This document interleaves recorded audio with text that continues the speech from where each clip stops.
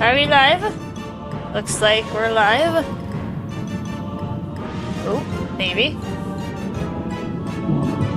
YouTube, I think you're fooling me. Come on. There we go. Hey everybody, welcome in after some technical difficulties this morning with my membership to Wizard101 that allows me to go anywhere. I figured something out for today. We're gonna continue with Sabrina in Wizard101 just as a progress check here. We are in episode 18. It's honestly kind of nuts that we're this far along already. We've just been flying through this. We are currently on quest number 9 out of 95 in Celestia. Celestia is slightly shorter than Dragonspire. Dragonspire had 106. They're pretty similar length. But we're gonna go ahead and continue in Celestia. I've cleaned up everything that I can. I've cleaned up everything in Wintertusk. So even though Sabrina may have a big power spike now, it's gonna catch up to her. It's gonna slowly catch up to her, and we're gonna start having some deaths. Speaking of which, we have not had our first storyline death yet. Maybe it'll be today, friends. We will have to see. Yeah, it's not over yet. Well, not that the run would end after the first death, we're just kind of seeing what would happen. Alright, I'm just making sure we're good. Had a bit of a delay in seeing some of the things that I needed to see to feel confident that things are going well and we are good. So we're going to continue with Mr. Rupert Fleming here in the grotto. I don't remember you from the airship. How did you get down here? I touched a tablet. We were captured by the crustaceans, but the whole experience has turned into quite an education. None of us are much when it comes to fisticuffs, and those crustaceans were more than we can handle. Well then, toughen up a little bit. They put us in these cages, so we chose to spend our time observing their culture firsthand. Still, that only goes so far. That's true. Can you go and thrash some crustacean claw cutters and see if you can find some clues about what they're up to? Sure. I'll go kick some ass and take some names for you. Yeah, sorry for the delay in the stream start time as well, guys.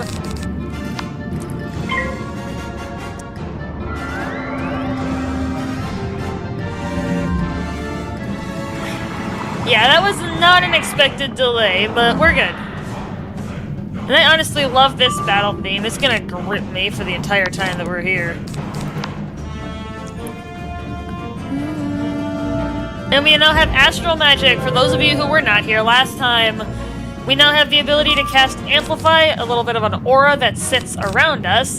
We now have access to the same cards that I was using a couple times in Dragonspire to power up Scarecrow. But now we have them permanently. They are learned. As is Amplify, so it is a very nice thing. Yeah, Amplify gives you a 15% damage boost for 4 rounds, so you can attack multiple times in quick succession if you have the cards to do so. But even so, that 15% damage buff is enough to make a difference. In many cases here. And of course, we also have the ability to crit. We started to see that in Wintertusk. We initially were at a disadvantage because Sabrina was not level 56 yet, but she is well into the 60s now. I think she's level 61. Actually, let's do a check. I'm pretty sure she's 61, but she is. Alright.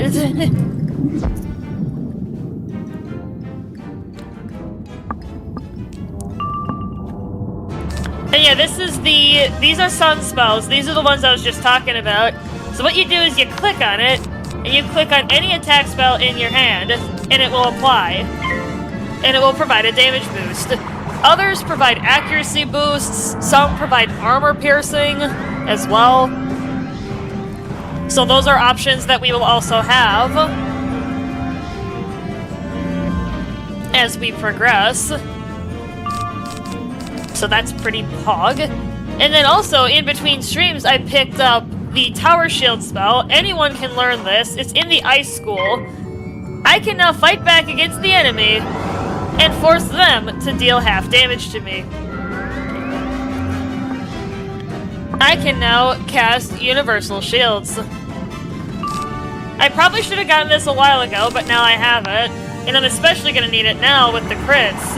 It could really save me from a crit. Hey, Shiki! Yo! Too exhausted to fully work out my abs today! Shiki! You are funny, man. Hopefully you're doing good. And take it easy today. Nova's orders. You hear me? Take it easy today. I figured I could play on that a little bit. Alright. Good work! You gathered a piece of coral, a piece of crab harness, and a carved bit of stone that looks like it came from a puzzle. I'm not trying to be your captain or anything, but... Together, shall we? The story these clues tell is that the crustaceans are up to something in the coral caverns. It's a dangerous, sprawling place filled with wild sea life. I'm not about to enter those caverns. I wouldn't last a minute. It's a dangerous maze with at least a dozen types of coral. Today's pretty boring over here. Hey, Grand Lord, how you doing? Yeah, for those of you who didn't hear my slight little rant at the beginning of the stream, I had some technical difficulties with, my membership today because they're running a promotion for first-time members. And it was interfering with me being able to renew the membership that I had. So that was kind of annoying. I had to figure out a workaround for today, which is fine. I figured it out. I'll have to wait till tomorrow before I can renew it. Because my brother and I we're in the same family of accounts, so we actually get a discount on the membership rates, which is pretty pog. Where the heck is this coral? Oh, it's over here. He did say it was teeming with sea life, and I'm assuming this is the sea life that he's talking about. Halfway through this day and there's no whole lot to do. Yeah, you'll get days like that, Grand Lord. They're gonna happen. This is... When some ass by was like, yeah, we're doing none of that. Except for that man that decided to die. Oh, don't worry about it. But yeah, I figured it out. Figured out a workaround for today. Until I can renew it.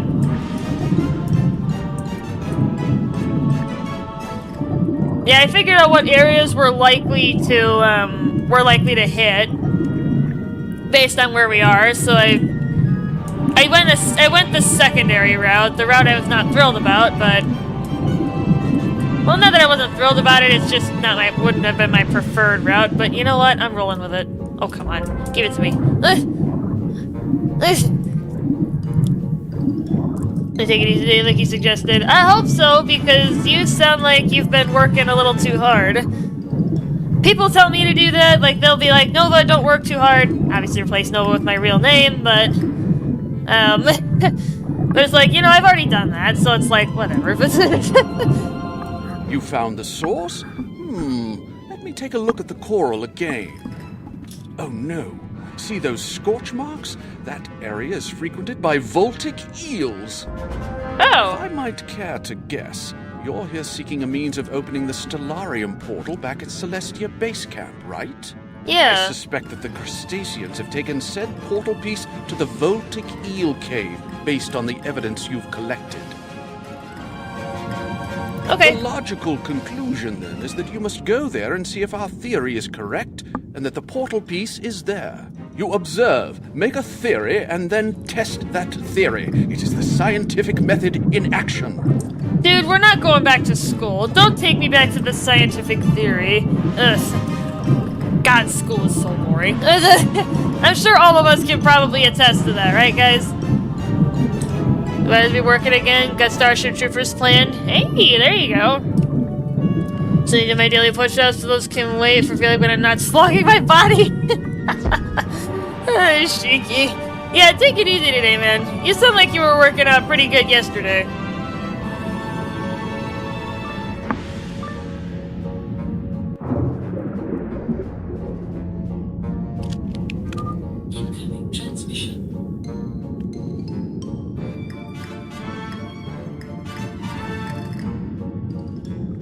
Alright.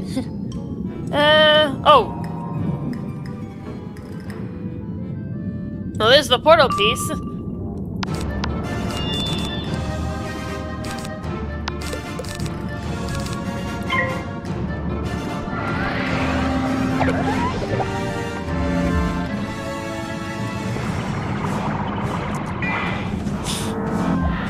This battle music, you guys, I swear.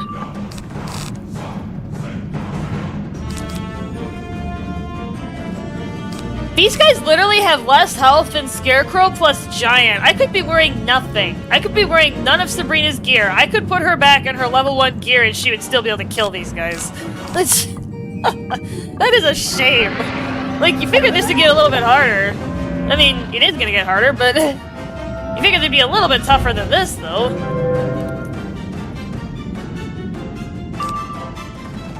I just find it hilarious.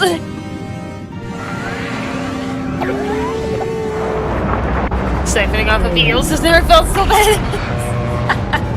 Yeah, I hear ya.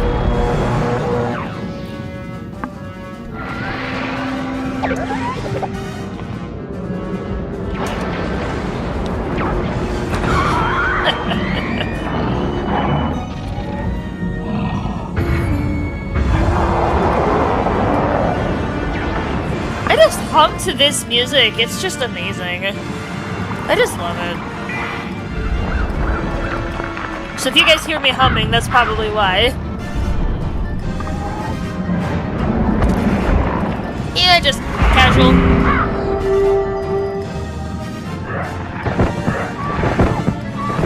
Dragon Spiders was good. Basically all of them are good, but some of them just speak to me.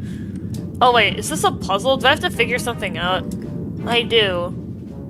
Oh! Wait. Star, sun, and moon. Do I have to light them in that order? Yes. Wait, what was it? Star, sun, then moon? Yeah. That's what I can see. Yeah, because there's that clue in the back corner. That's what I'm thinking.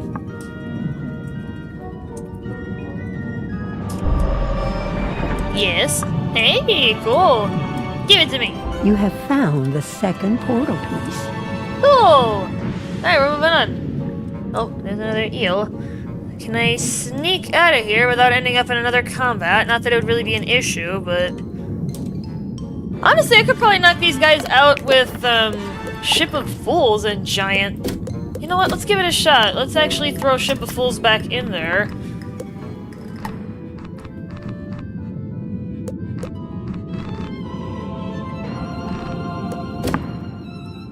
Actually, let's keep the poke in there, because I don't want to have to keep adding it. We can always discard it, and I'll take out the tower shield unless we need it. But I just wanted to show it off that I now have the tower shield. So if we're going up against bosses, I'm probably going to add a couple into my deck to try and keep Sabrina alive, especially if I don't have cards that I need. I can at least play a shield and do something impactful. Alright, here we go. Found what you were looking for? I'd say that theory proved correct, eh? Buddy, I don't care. The crustaceans are a lazy bunch, so it's certain that where one piece is found, the other is not far afield. We've observed that crustaceans tend to pick up small pieces of stone, shell, and other shiny bits wherever they go. If you search their belongings and pay attention to what they're carrying, you'll gain insight into where they've been. Yeah? So if you want to find the other missing portal piece, find out where the crustaceans have been going. Defeat some crustacean pincers in the coral caverns and search them for clues. They'll lead us to the next piece of the portal. I'm gonna say hi. In about 2 hours. Changing the trash in the hallway. There you go. Hopefully things go well, Grandlord. Just want to pop in and say hi. If I don't say anything in the Discord, I'll chat with anyone who stops by me tonight. Peace, guys. Bye, Grandlord! See you later, dude. Hey, have a good one. Hey, we using star magic now, I hear? Yeah! We're using star and sun magic. Doc said that. Welcome in, dude. Yeah, we've also got sun magic. We've got enchantments. We can make our spells even more powerful than they already are. sometimes even causing them to deal more damage without anything added than the enemy has HP. That's quickly gonna change, but it's... And that's a wandering boss. I definitely don't want to deal with him. Oh, there's a ghost pearl. I need that for a side quest. I'm just gonna grab it. Yeah, I'm gonna do some side questing. You found a ghost pearl. It weighs nothing and is as cold as the grave. Oh, jeez. That sounds grim. It's high noon. Ooh, haven't seen them yet? Oh, yeah, let me show you. Ducks, perfect timing. So I can show you how this works. Yeah, let's do it.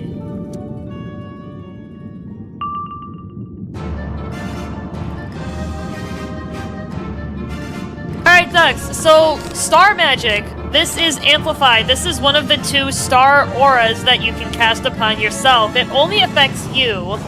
It does not affect anyone else. But you cast it. Amplify is the opposite of fortify. Amplify surrounds you in this reddish aura. It increases your damage by 15% for the next 4 rounds. So you have the potential, if you play it at the right time, to have it active for multiple attacks at once. And it just kind of sits there. And yeah, it's like this dome around you, around the player. And so this is sun magic. These are the sun cards. There are many of these. The highest one that I can currently grab in our zone is Giant. This adds 125 damage to one spell. So you click on it, and then you click on any other spell in your hand, if it's an attack spell, and it'll increase the power of that spell. And I have it forever! I don't have to rely on treasure cards anymore because I can learn the spell and have it in my deck.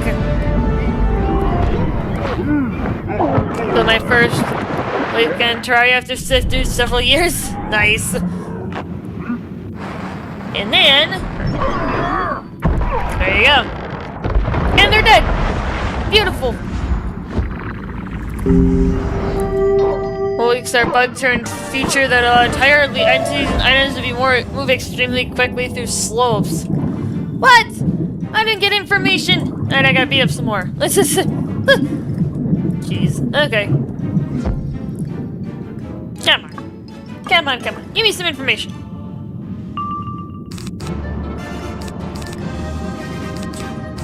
But yeah, astral magic. It's very pretty too. It's a star. You get a nice hum. Like, when it initiates. Yeah, we're gonna be abusing the heck out of this, so...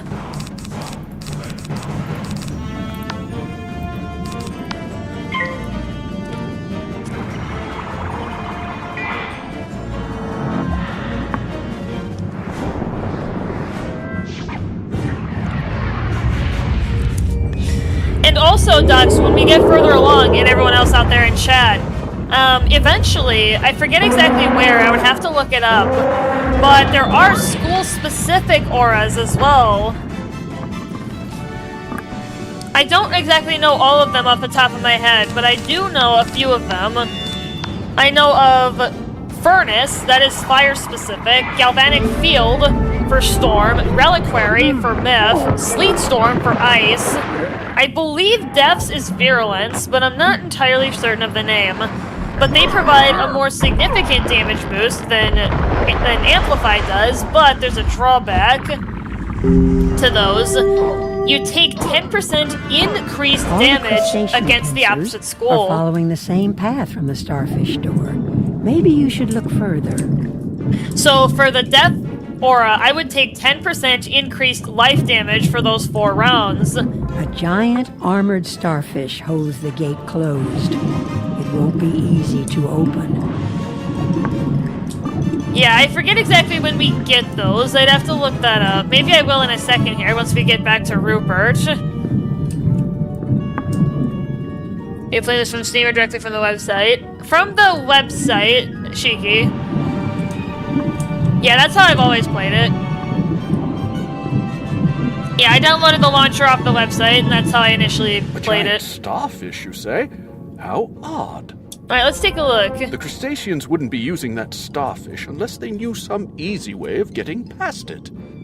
The crustacean boss around here is Optio Misimos. Optio is some sort of rank among their legions, like a lieutenant. Find and defeat Optio Misimos, and force him to tell you how to get that starfish gate open. He's a coward. He'll tell you. Oh, we got our first boss! I'm gonna go ahead and add Feint into my deck here. Oops. Take Ship of Fools out. I just kind of wanted to show that off. So I thought it was funny. And we'll go ahead and add Skeletal Dragon in there, just in case we need it. Because for anyone who's unaware, we are back into storyline questing, so if I fail, or if I have to flee because I ran out of cards, that's going to count as a combat defeat, and it's going to be a big shame if I have to have a defeat over not actually having been killed, if I have to flee because I ran out of cards. That would suck. I would feel permanently ashamed for the rest of this run. It was much simpler, then I got bigger, I got older? Shiki, I hear you.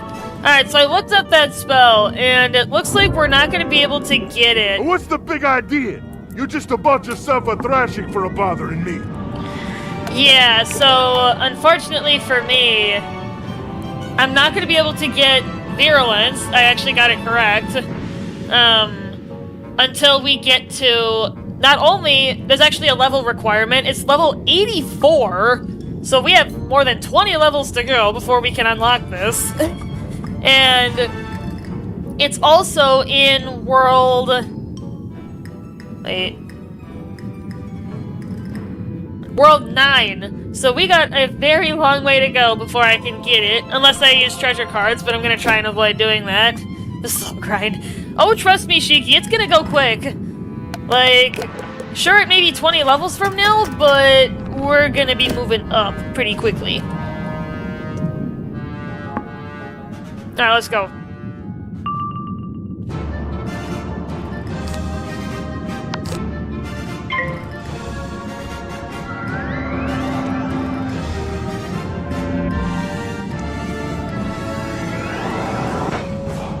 Yeah, we may only be in World 6 now, but we will definitely be getting up there. Maybe once Sabrina reaches level 84, if she's not at World 9 yet, I may allow treasure card use of Virulence, because she will meet the level requirement for it. Let me know what you guys think. Would you allow that, even if she doesn't have access to that area yet?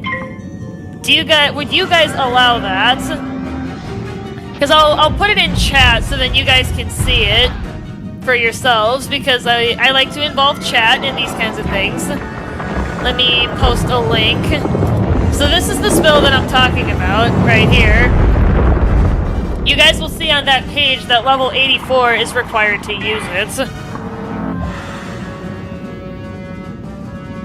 At least to learn it, that is. So it's totally your guys' call if you will allow Sabrina to use it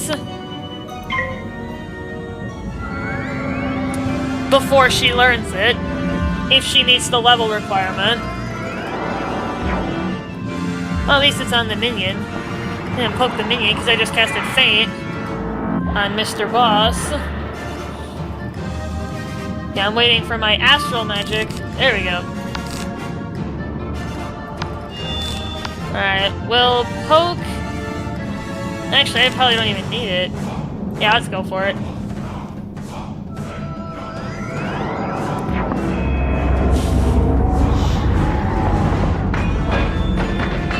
But yeah, if you guys have any opinion on that, let me know in chat. Otherwise, I will assume that once I hit level 84, I can start using it if I don't have access to the zone we get it in yet. Because I feel like that was my first thoughts. Is leveling up a slug as it was when I used to play? I would say no. I mean, if you do a lot of side questing, it can be a little bit tedious, but that's actually good, because then you can get more power.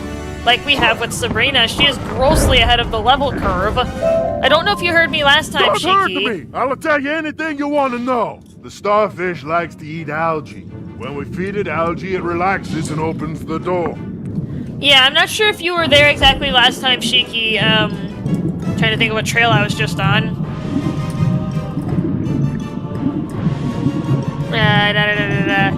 Now I suddenly can't think of it.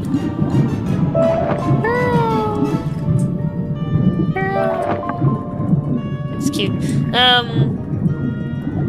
Yeah, now I lost my train of thought.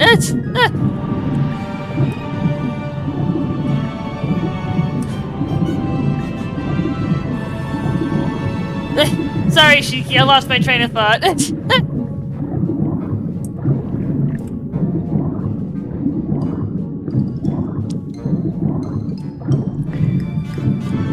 Yeah, this isn't like, well, maybe I might have thought of something. But it's not like what happened before when I didn't even have access to astral magic yet, and I was hesitant about using astral cards, but then I realized if I get it as a drop, that's a different story. Like, because my brother said he has seen runs where people literally just spam astral cards forever, and it trivializes the game. And I didn't want to do that. I feel like that'd be a really dishonest run. Until I got them myself, that is. Then I can use them willy-nilly. Now we're getting somewhere. If Optiomissimos told you the truth, the next step is to gather enough algae to It's feed the alright, creature. Shiki. The crustacean wave runners are always carrying little pots full of algae, presumably for the starfish. If you defeat a few crustacean wave runners and take their algae, I'll wager you'll be able to spring that gate open right quick. Once you get the starfish gate open, that missing piece of the Stellarium portal is bound to be somewhere past it. Then you should probably just take both pieces back to Dalton Prescott in the promenade. No need to risk them down here. Oh, and then there's a side quest.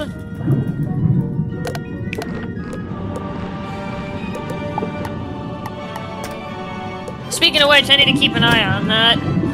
On the side questing. Oh, jeez. Of course, now they're all cutting across the middle. Collect foul-tasting algae. Literally, that's what they're calling it. Jeez. That's funny. Oh. Spin. Oh, there we go.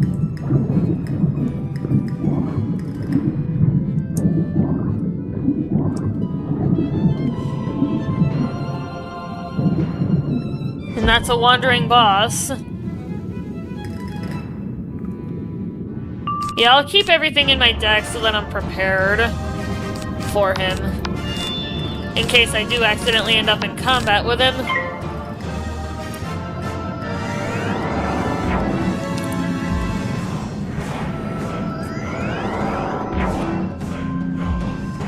Alright, so he just shielded. Good thing I still have my poke.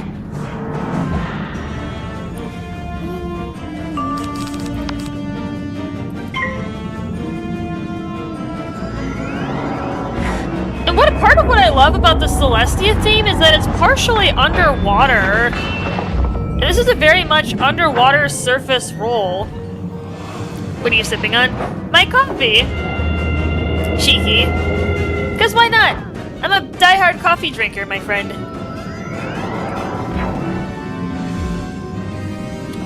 I have been since I was like 17, 18.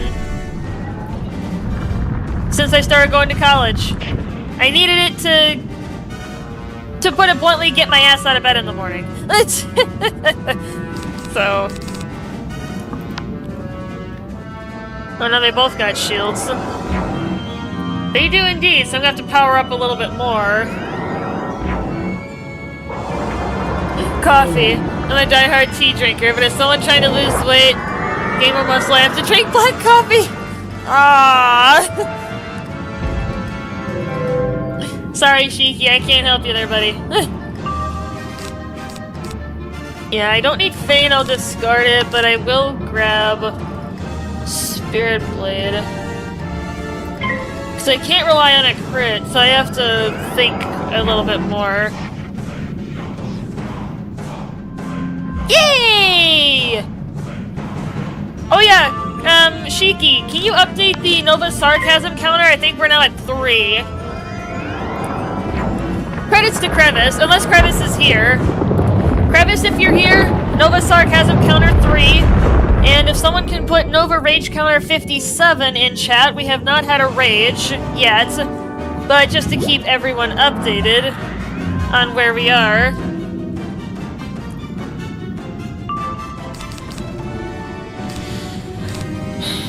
Yeah, the Skeletal Dragon's not gonna help me because they both have shields.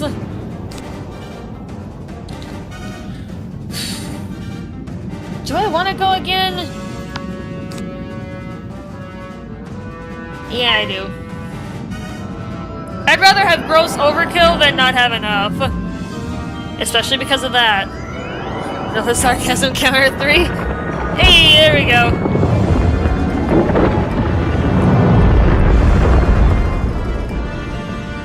Yeah, the rage counter is probably going to be turning into the sarcasm counter. Although we're still going to keep track of the rage counter because I'm probably going to rage over dying to crits. So, there will be plenty here, friends. I'm sure there will be plenty more rages as time goes on. It just might be a while before we see another one. It's probably going to be when my first storyline death happens, because it's probably going to be to a crit. Okay, that was definitely gross overkill, but that's fine. I don't care. Like I said, I'd rather be gross overkill than have to re-roll or reshuffle, because that would be a pain. Then it's just gonna take longer. That's a wandering boss. I want to stay away from him. I'm probably gonna have to fight him eventually, though, but I'd rather not.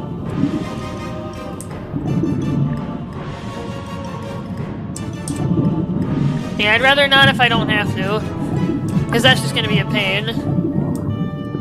I'll actually go ahead and add a second giant into my deck for the Skeletal Dragon.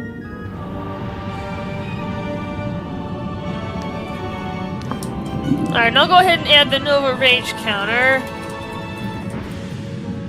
Just real quick.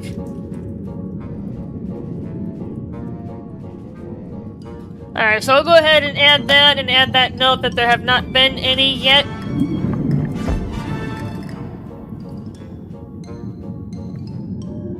So that'll be good.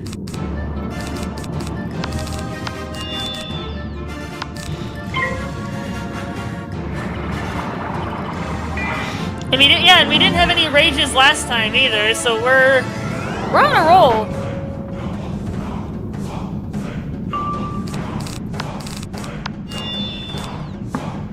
Amplify! Astral! The stars! The stars empower me.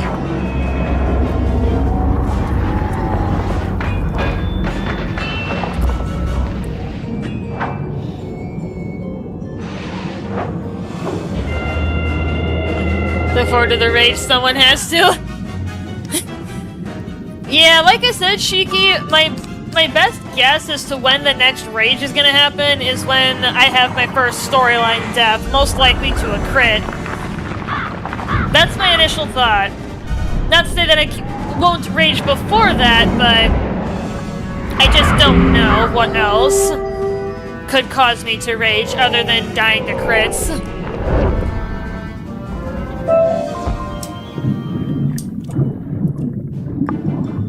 Alright, let's open that starfish door that we found earlier.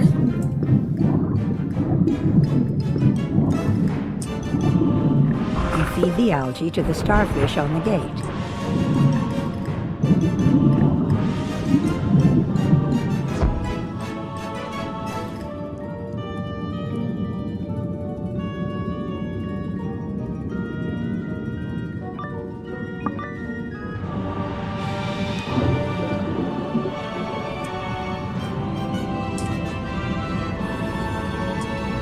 Alright, so there's a couple of crustacean claw cutters in the area.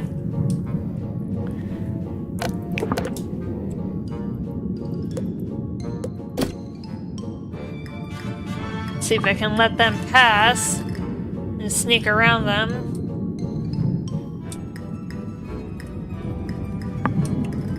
Oh, another boss. And there's a Zodiac Tome in the area. Intruder who dares to enter our realm. What a jest! You don't even have a soft shell.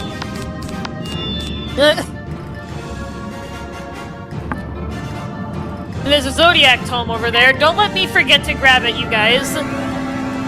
Don't let me forget to grab it, because I don't want to have to come back. I'm trying to keep track of things.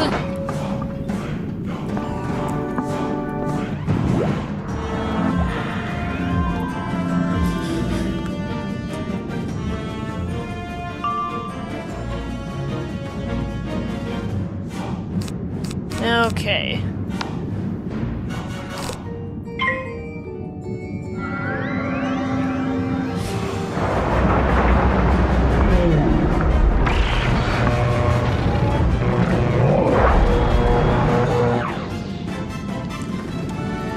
Yeah, because I need that for a side quest, and yeah. So I really appreciate it if there's anyone willing to volunteer to pester me to make sure that I grab it before we leave the area.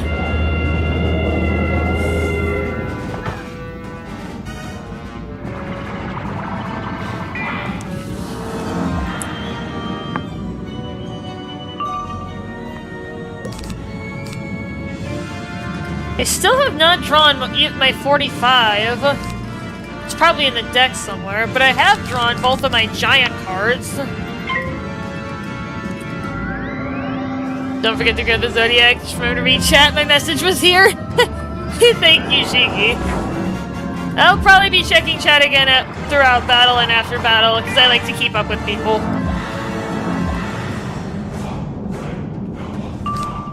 Alright, so there's my 45. And then I'll do my Astral once my pip count gets a little bit higher, so then if I need to attack twice in quick succession, that I have the Amplify bonus for both. Yeah, get my pip count as high as I can get it, make it the last thing. Because Amplify is also going to affect Dark Pact. It's going to deal more damage back to me, so instead of Dark Pact being last, now it has to be Amplify. If I plan to use it, but I'm going to use it because I want power. But I don't think I need Dark Pact this time, so I'm going to go ahead and go for Amplify. And go ahead and strike.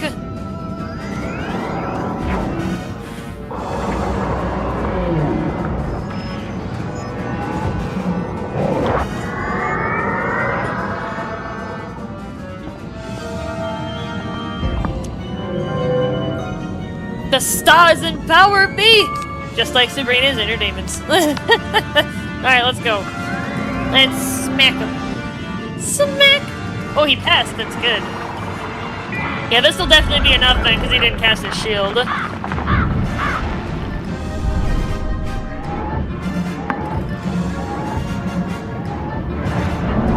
Holy crap!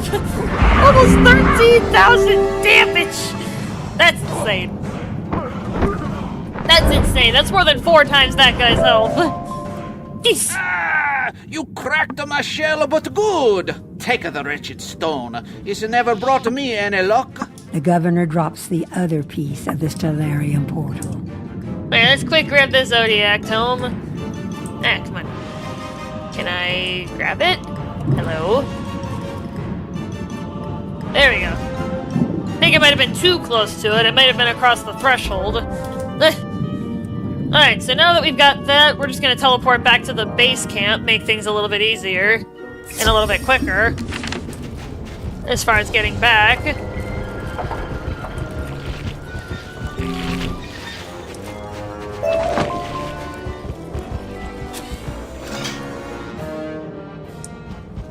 Alright. What's that? You've recovered 2 pieces of the Stellarium portal stone? Smashing! Well, thanks. I can sense that things are going to turn around for this expedition, thanks to your help. I know that Edith Benchley, back in the Celestia base camp, is coordinating the effort to solve the problems we're facing. Is she? I'd head back and see what you can do to help over there. Okay.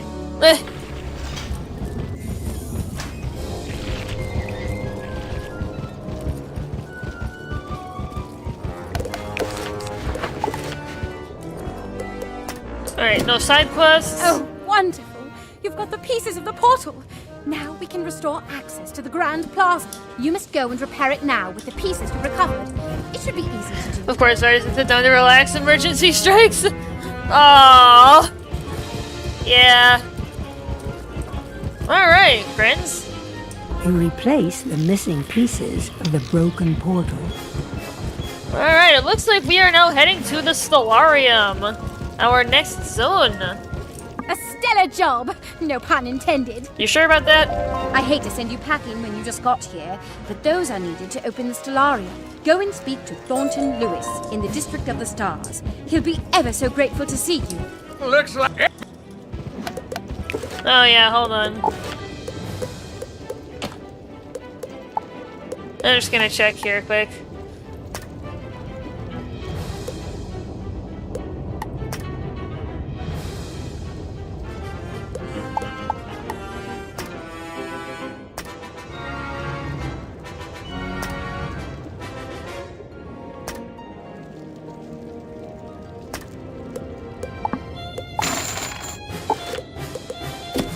There we go.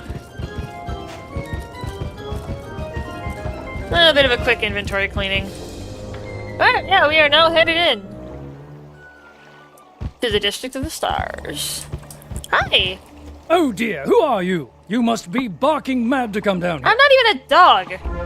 It's a madhouse down here, to be certain. It's the sharks that are causing most of the trouble. They call themselves the Piscean Guard, and they claim to serve the Crustacean So star Empire. and sun magic? Whatever Yeah. that is. Yeah, star and sun magic. They've prevented us from our main work, surveying the region and learning what we can about Celestian culture.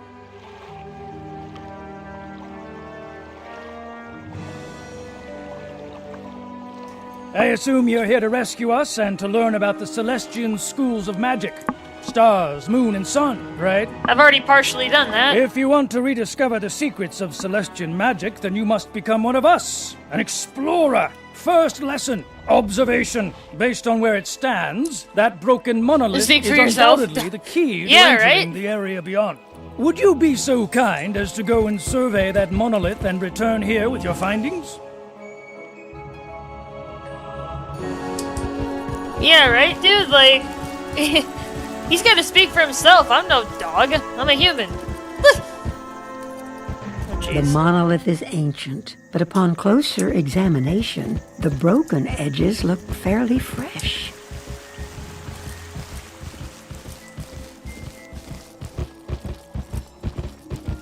How interesting! A great deal of what explorers do is collect pieces of rubble and try to rebuild broken artifacts. You see, the Celestians were very big on building secret meaning into their architecture and decor, even their city layout. You can read a lot about a culture from how they build their walls, floors, and ceilings. Messages hidden everywhere. That said, if the monolith has recently been broken, then it is likely the work of the sharks of the Piscean Guard. They are crude vandals, always chopping at the Celestian artifacts and architecture, using pieces of stone for currency. Sometimes being an explorer is investigation, and sometimes it's throwing a bit of muscle around. Could you go and recover some of the pieces of the broken monolith from the Piscean Guard? But yeah, Dux, because we're in between combats, I can show you a bit more with little bit more detail. So this is our astral magic. It's grouped under one category because, you know, sun, moon, and star. But yeah, briefly, the sun spells are enchant your spells in some capacity. Most of them increase your damage by a flat number. If you're using it on a damage over time spell, or like a multi-hit, so like an initial hit in DOT, it'll split. But otherwise it adds a flat damage value. And then star magic is auras. There was an aura I was referring to earlier. You may or may not be able to see it in chat, but I have the virulence aura a little bit further up. That is a death-specific aura. We can't get it until level 84 for one, and it's located on World 9.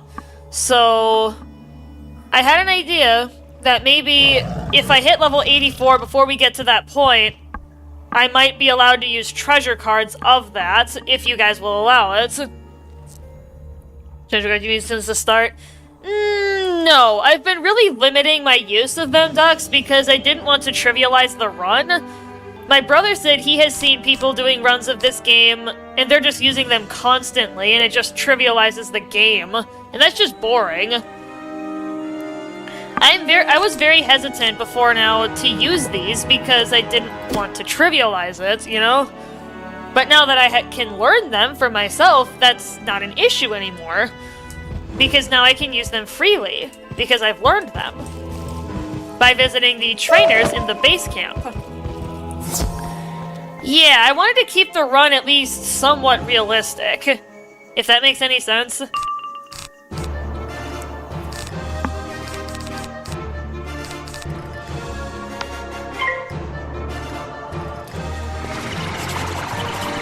I wanted there to be challenge to this run.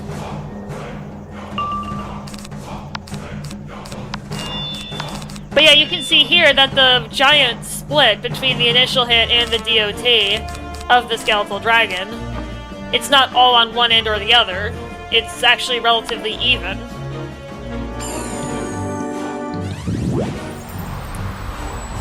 Sandstorm.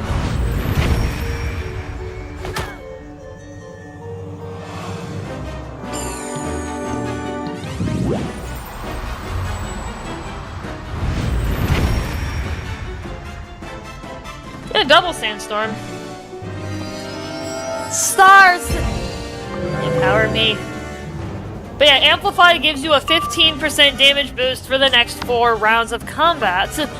So depending on your pip count, Dux, you can actually get multiple attacks out in quick succession and still have a damage boost. You can time this pretty well. I've been able to do that with my brother. I can get multiple attacks out at once and still have a boost.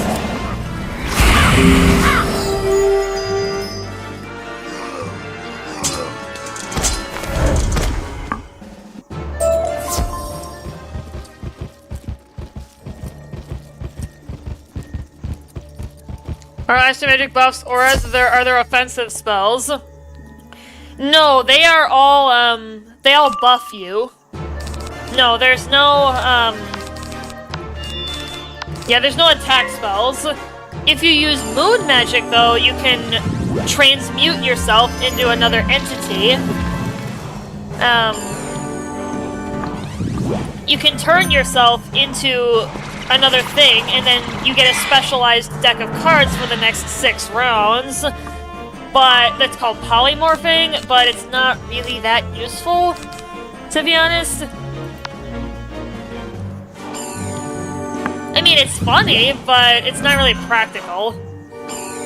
So I'm not planning on using moon magic. Oh, that sounds fun. Yeah, it's certainly fun. It's kind of like Bullet Hell and Deep Rock. It's fun, but is it practical? No, not really. I like running Bullet Hell and Deep Rock because I think it's hilarious to watch bullets flying all over the place. So that's how I could liken it. And yeah, Dux, I'm not sure if you heard me when I was talking about it last time, but now a lot of enemies here, basically none of them cast weakness or shields unless it's a secondary effect of a card. But critting takes over as a big threat. And stunning starts to happen as well. We've gotten stunned several times already. Great work! I think you got all the missing pieces. Lesson 2. Restoration, or rebuilding that which was broken. We'll first need something to fuse the pieces together. The Stellar Protectors were made by the Celestians, and they're still up and running after all this time. They're just suits of metal animated by power motes within their bodies, guided by who knows what. Exciting. Oh, yeah. The power motes should provide enough energy to fuse the piece of the broken monolith together. Could you go and collect a few power motes from inactive Stellar Protectors? No need to damage an active one. Alright, side questing. Okay.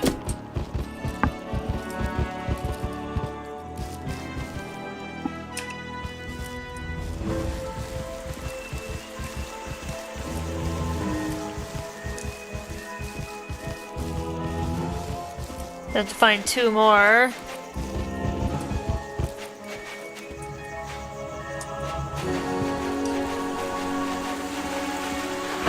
Where was the 101 time? A watch? Hey, Rain and G, how you doing? Hopefully you're doing well. Yeah. Did you get the thing Nova the Zodiac? I did. I loved your reminder in chat. I did get the Zodiac tome.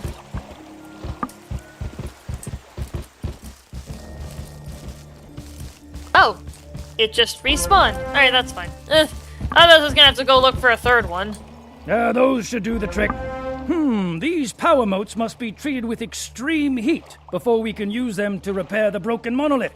Where will we get that kind of heat, I wonder? My fire wizard? Blimey! I've got it! The Star Forge! It's still burning Time after to all watch, this yeah. time, and it'll serve perfectly. Take those power motes to the Star Forge and bathe them in the flames. Be careful, that's incredible power at play.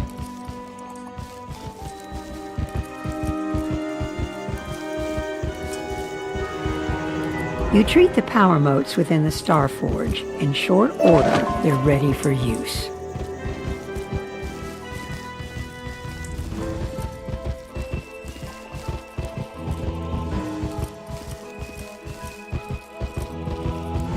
Those should do perfectly.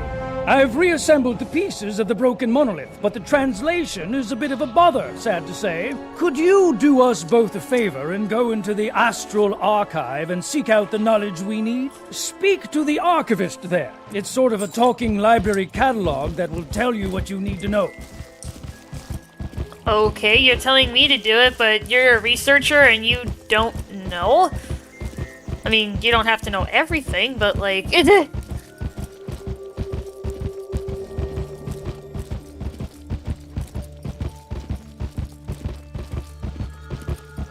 Whoa, guys! Look at this! Oh my god, and it moves! It's moving with the camera! That's creepy. I am the Archivist, a construct to aid research in the Astral Archive. I was really on the fraud watch! Yeah. Based on the nature of your request, I have prepared courses of instruction at 3 different preceptor stations. Staring the at me. stations are devoted to contrivances, conflict, and configurations. You may utilize them in any order you wish. That's so creepy, you guys.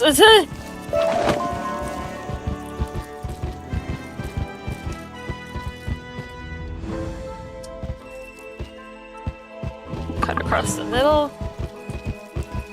Ooh, that was close. Though the people of Celestia exist in harmony with the universe, the other worlds of the spiral are not so enlightened. Celestia's magic touches the very spiral itself, and for this reason, it is Hi. coveted by Hey, many. naughty boy! Welcome in! Hopefully you're doing well. To mount a proper defense, Celestia must understand conflict in all forms. I'm playing Pal World right now. It's basically American Pokemon because when you level up enough, you can give them guns. That's what I heard. I'm good. How about you? I'm doing pretty good right The now. Preceptor has a great deal to say about all manner of conflict, from wars to magic duels. Eventually, the lesson ends. Yeah, we're doing a solo run in Wizard101. This is episode 18. We are in Celestia. We have been progressing quite well, actually. We're doing very well. Celestia's greatest achievement is its mastery of astral magic, conjuring power from the stars, the moon, and the sun. Celestian magic is intrinsically tied to an understanding of astral configurations, or the movement of celestial bodies. The lesson continues for quite a while, teaching you about the nature of the worlds of the spiral, the stars, and the sun. So much to learn. And then the lesson ends. And then it just cuts off. Oh, jeez.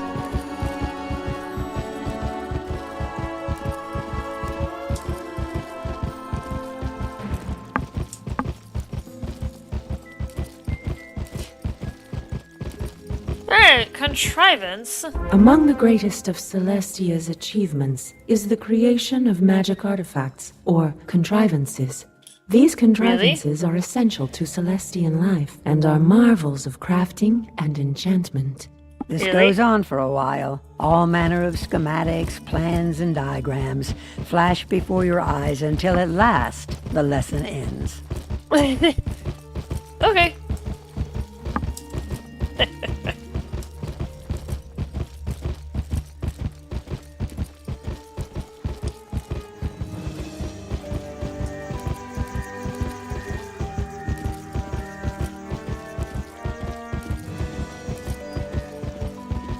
It also sells things? Oh! It's like a library. Oh, okay. Interesting.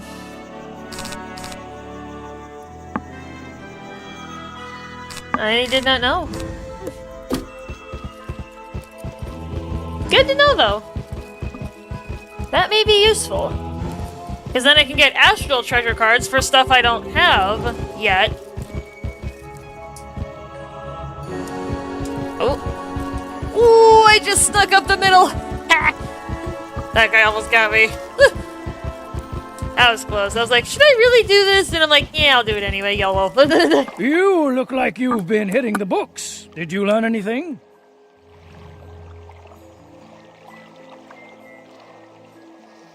Yeah, I did. Now that you've a working knowledge of Celestian, we can determine how the broken monolith relates to the surroundings. Understanding context is vitally important. We must know not only how something works, but what it means in the big picture.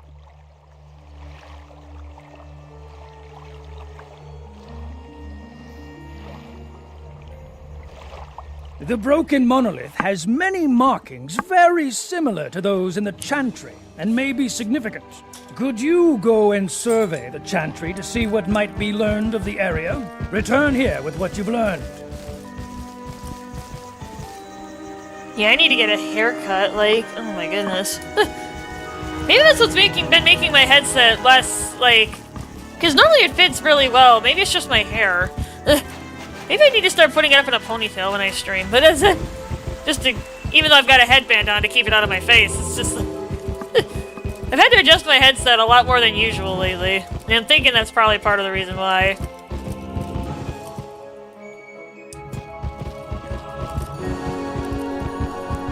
Anyways, same. I got a haircut scheduled, so I'll be good. Yeah, it's next Wednesday, I think, is when I did it. Yeah, it's gonna be difficult to even cut up the middle. Or actually, are they... I can cut up the middle, if I'm careful. Ooh. Whoa. This is epic. You examine the observatory, using the powers of observation Mr. Lewis taught you. The mosaic on the floor appears important, based on the architectural The mosaic is clearly the key to understanding the secret message. Unfortunately, it looks like many of the mosaic plates are missing. If they were there, the meaning would be clear. Well, looks like the Pisceans are at it again. Nothing but troublemakers, aren't they?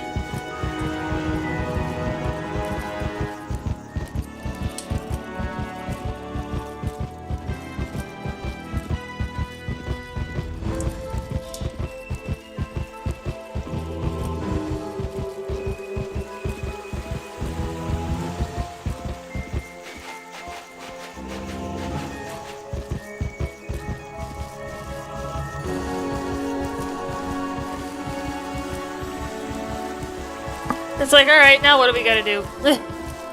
We gotta go beat up somebody else? So, what did you... You say someone stole the shiniest and brightest plates of the mosaic? Given what we know about the sharks, they're likely the culprits. I think you know what to do. Go and thrash some of those Piscean troopers until you recover the missing pieces. Be sure to look around the rest of the chantry as well. Those sharks will often hide things from their rivals. Oh, there's another side quest that I can pick up.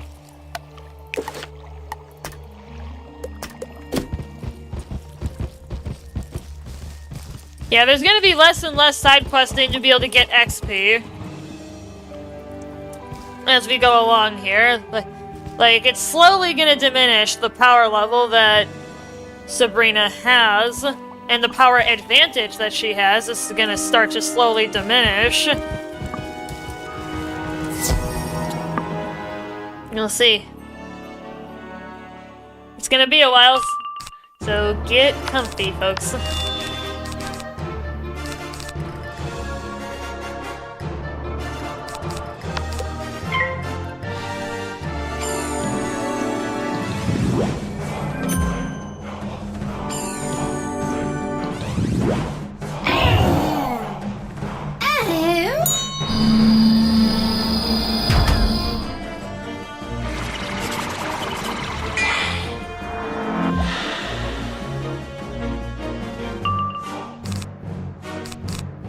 We get the astral, the stars.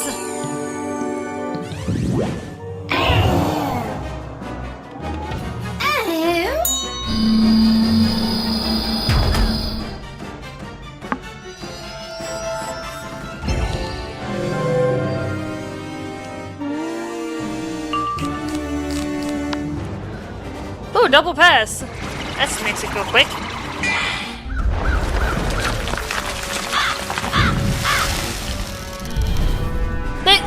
Completely unnecessary crit, but...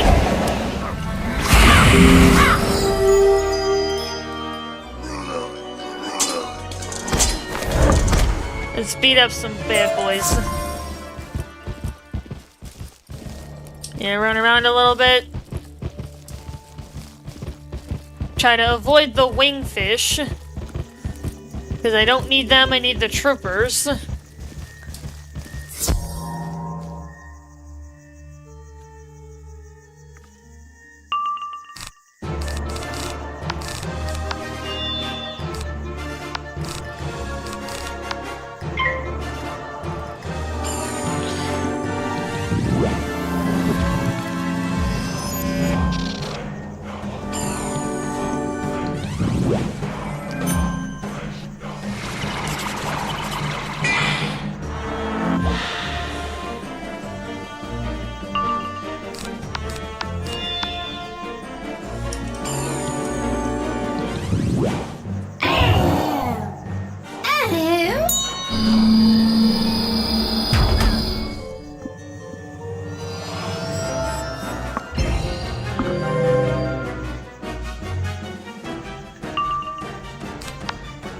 Knocking him dead.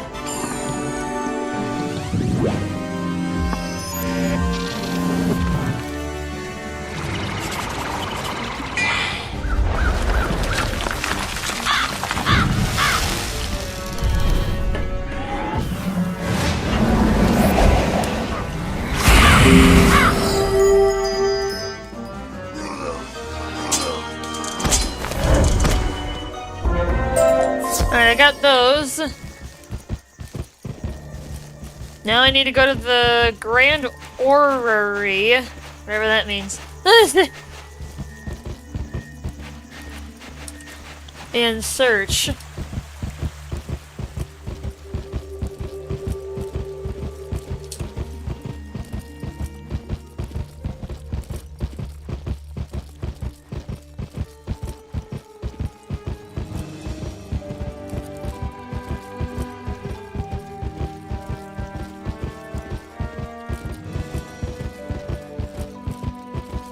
You find a small mosaic tile wedged into the gears of the orrery.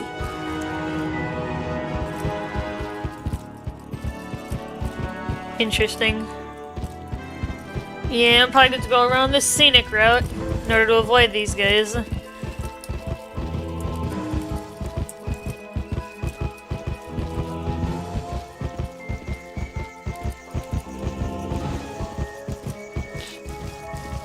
Oh, I think I see it. Eh? No, oh, it's just The a thing in the shark background. must have used this place to hide a small cache of mosaic tiles, perhaps to barter with. You take them.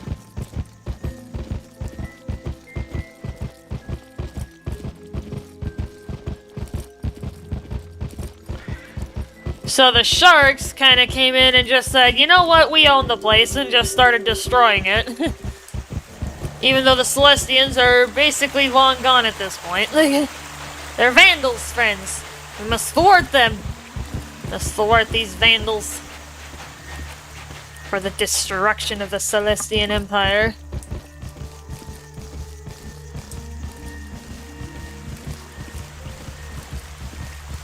Neh.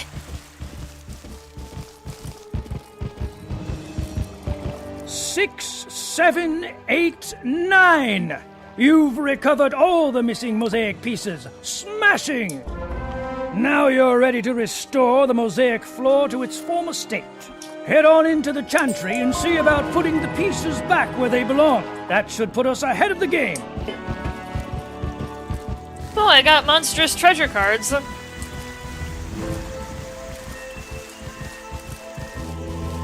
I could have used the heck out of those, but I'm not going to. Because again, for the reason of not wanting to trivialize it.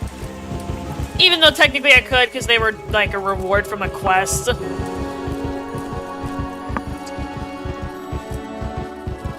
Yeah, I'm trying to avoid treasure cards where I can, unless there's a need. Or, you know, me and chat discuss otherwise. If there's any special rules that we're going to apply.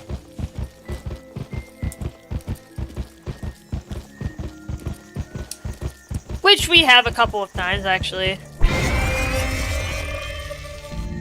Yo. Ooh, that's pretty. Oh, look at that, you guys. Look at that. Ooh. Yeah, that's the spiral, because you can see Bartleby right there in the middle. Dang, that's pretty.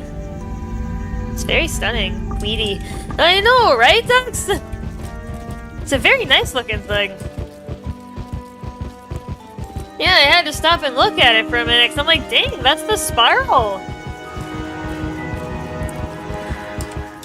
Except now there are 17 worlds in it. Little did I think I'd see this game from my childhood and think they were still caring enough about it and adding more stuff.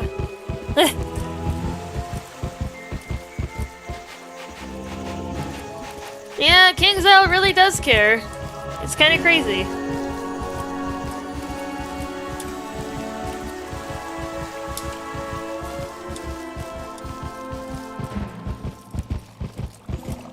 Excellent work! You're the best student I've ever taught. When was I your student? You've done much to earn your way into the Stellarium, but you're not done. I've taught you all I can, and the next steps are yours alone.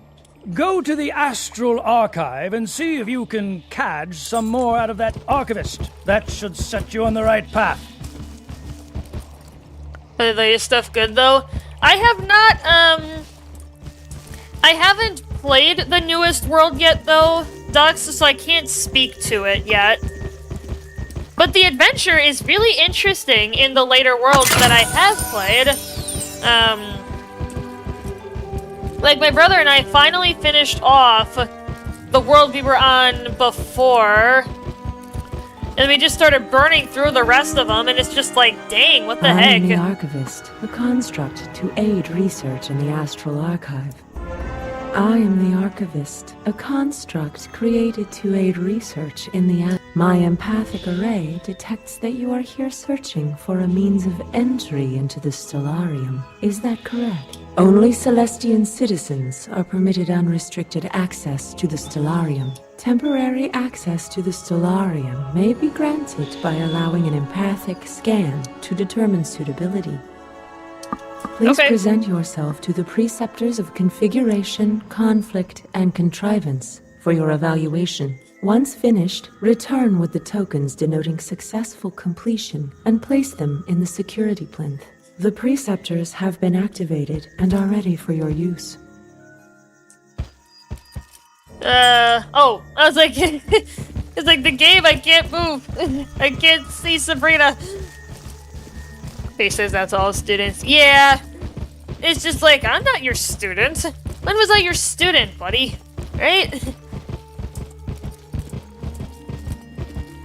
And speaking of the latest stuff, Dux, I forget exactly when it was added, but there's one of the worlds that has a boss that is so extreme that my brother and I have never seen anything like it. The preceptor lectures for a little while about identifying and resolving disagreements of all sort. When the lecture is complete, the preceptor produces a small metal token for you. Congratulations. Like, this boss is so extreme. My brother and I probably spent about 6 hours, if not more, you know, trying strategies, retrying strategies, hoping for good RNG, because we kind of needed it, and it was just a mess. There is an extremely long lecture about celestial Eventually we may philosophy, get there. astronomy, and magic theory. At the end of the lecture, the preceptor produces a small metal token for you. Shiny. Like, he is so hard that it's like, who at King's Isle came up with this guy, even with 4 people? Well, my brother and I don't play with others because it's a lot harder to coordinate when you can't, like, be on Discord talking to people. Now, there is text chat, but you have to think very quickly. Your turns are 30 seconds, and unless you have a coordinated group that knows exactly what they're doing, like, it's really difficult over in-game text chat. The preceptor speaks at length about the creation of devices with magical properties. My brother and I were also at a distinct disadvantage because we only had gear that was designed for level 100, and we were in the 150s range. When it is finished lecturing you, the preceptor produces a small metal token for you. Good job. I guess not something you can do with 2 randos. No, absolutely not. This boss that I'm referring to, honestly, I might need to pull the claws that my brother comes into the combat and casts, like, blades and traps, but he would not be able to attack himself. Like, I do not think, even if Sabrina were at the level cap, which right now is 170, that she would be able to pass very easily. That's how difficult this guy is. You fit the 3 course completion tokens into slots on the security plinth.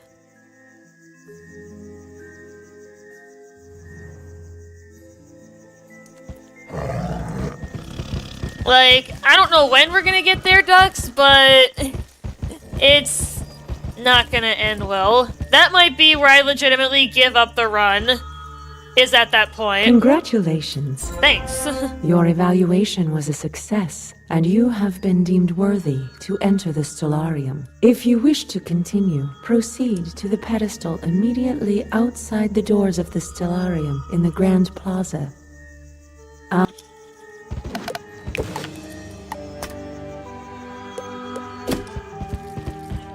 Alright, so I'm gonna grab a couple side quests before we move on, just to make sure that I grab them all for the post-stream side questing cleanup. Speaking of side questing, there's one world where side questing basically ends. What I mean by that is they're not worth XP anymore after... I'm trying to think of what world it would be. So Celestia's 6, 7, 8... Wait... Yeah, 7, 8, 9, 10.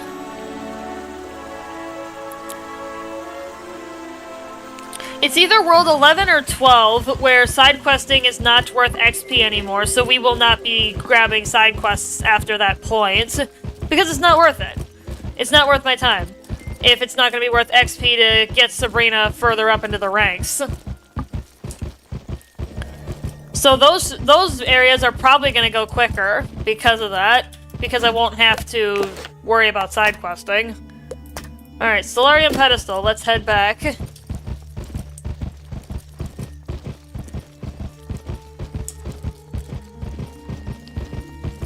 But that's going to be well down the line. We still got plenty of side questing that we can do to power up Sabrina as much as possible. And then at that point is where the game is really going to catch up to me. And she may start having a lot of trouble. The pedestal appears to be missing a small section of metal, a key of some kind. Perhaps Thornton Lewis knows about it. Oh boy, we're going back to that guy again. Let's...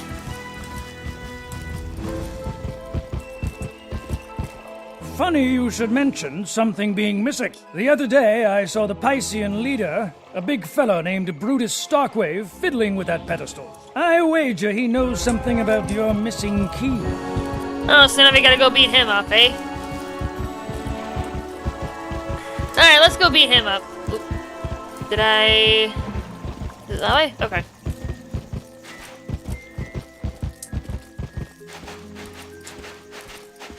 Oh, it's down here. Oh! This actually tilts down. Oh! Yeah, it's down here. Okay.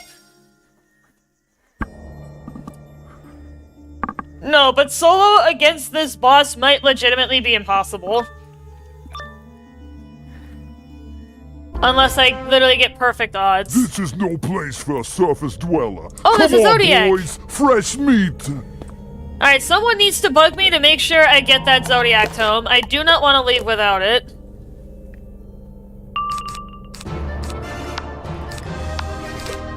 I definitely do not.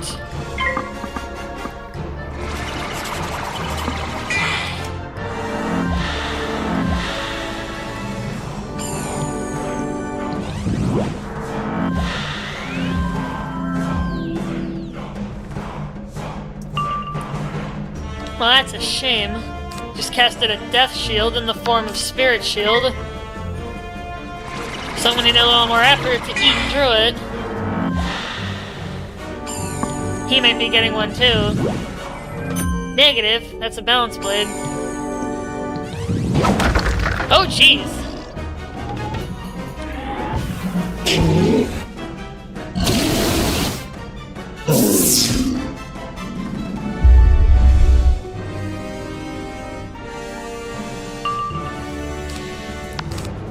Yeah, I've not drawn either of my giants yet, but they're probably somewhere. Just gonna keep preparing in the meantime. And I do have my skeletal dragon. That's Spectral Blast. And that's a 3-pip judgment.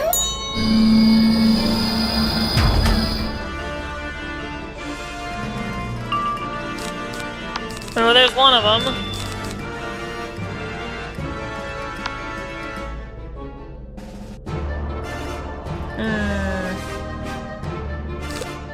Yeah. Let's do Dark Pact. Sabrina! Your inner demons! Power B. My inner demons. Well, Sabrina's inner demons, but I'm down to half health already, though, so I am concerned. He's doing it again! This is gonna be weaker than the last one.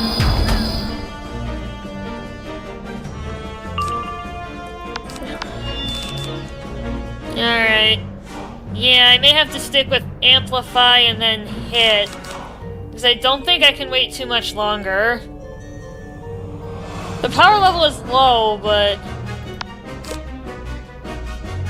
Yeah, let's go Amplify and Strike. Because then I can follow up with Skeletal Dragon in relatively short order. And that was definitely the right call, because now I'm going to be in triple-digit health, probably. Or pretty close. Yeah, triple-digit health to me is very concerning. So I'm gonna strike now, and if I need to, I got Skeletal Dragon to finish off the minion. Oh, lucky crit.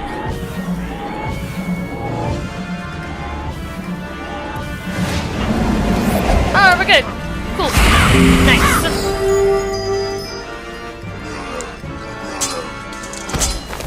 Alright, give it up, dude. I beat you up. The Piscean leader drops a piece of curiously shaped metal. It must be the missing key. Hey, I got the Zodiac. Alright, cool.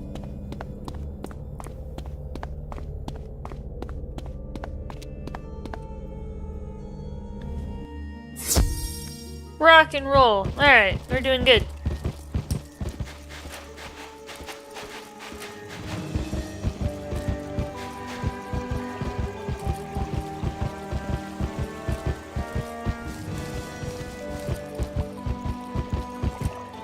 I think you finally... Ooh, level up! We are now level 62. Nice. Alright, we might be about to head into the Stellarium here. Yep, and this is going to be a dungeon. So we're gonna be here for a while.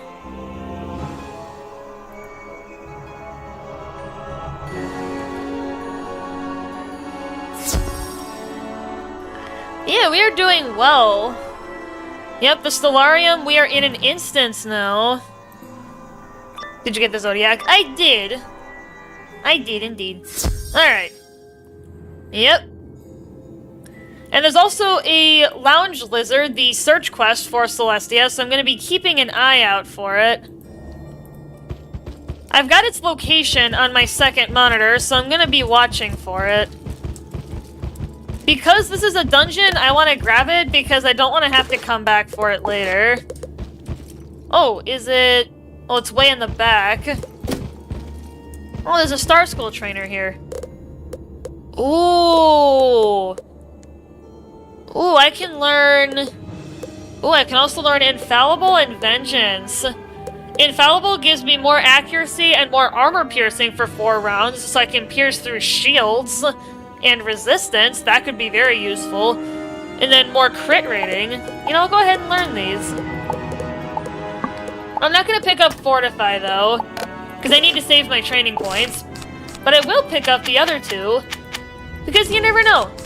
It might actually be useful to have these other ones. Like if I'm facing balance enemies, Infallible could be really useful, because if they cast Death Shields, that helps me mitigate it. So that's actually a good thing. Alright, back to the map. Let's look at the map. It looks like going around here. Yeah, sorry if I'm kind of using the map here as a... I just want to grab it. Oh, it's back here in this corner. There he is! He's kind of cute, the little guy. Alright, back to it.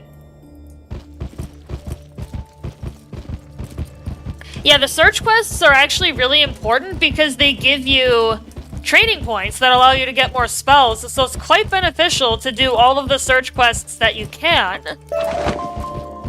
Very, very useful. Do not proceed. Your defeat is inevitable. Spare yourself the humiliation.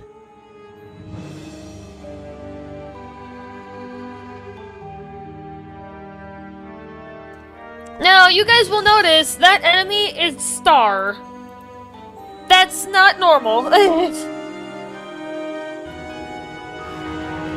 There are Star, Moon, and Sun enemies in this game. They start in Celestia, and they are scattered throughout the game. All over the place. I'm actually gonna look this guy up because, I want to see what resistance he has. Okay, he boosts to Ice and Storm, and he's resistant to Fire. Okay, so that's not really an issue. So I'll keep Amplify in the deck. Otherwise, I think we are good.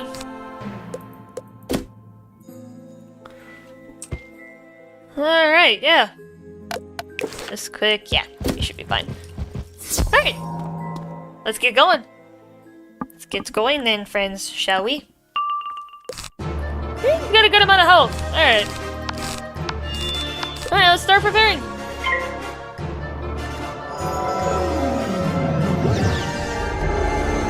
Oh, actually, I need to be very worried about this because he is Nip. I need to watch his Nip count. Yeah, I need to be very careful, actually. I just realized it. He could cast Earthquake at any time and completely screw up my prep. Ew, I should have thought about this, but... Ooh. Yeah, I'm gonna have to attack a lot quicker than normal, I think. I gotta hope I get lucky and he doesn't cast it. This could actually be a problem.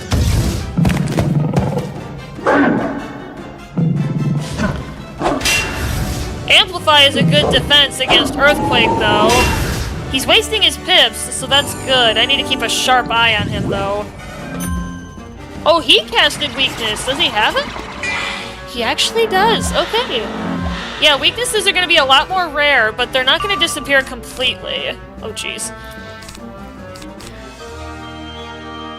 Interesting. What else can he do?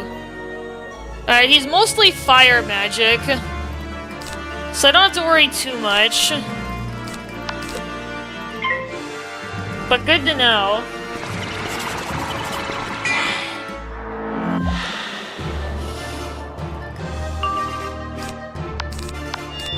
Alright, maybe Dark Pact this turn to get rid of weakness.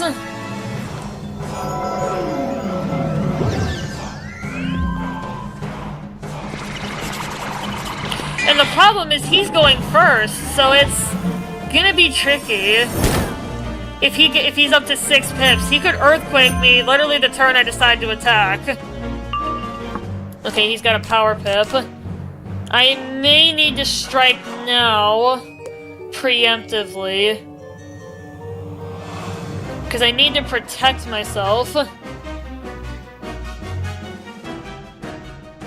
I do have reshuffle, so I can... Do I want to risk it, though? Let's get Amplify out. Alright, hopefully he does not cast Earthquake. Because he could next round, regardless of what he gets. I could be screwed here, actually. I should have packed more traps. Just gonna hope and pray that RNG is on my side.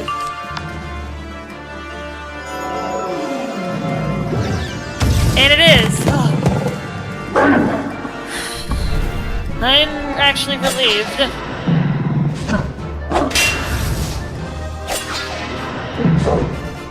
I am relieved he did not cast Earthquake. I'm okay.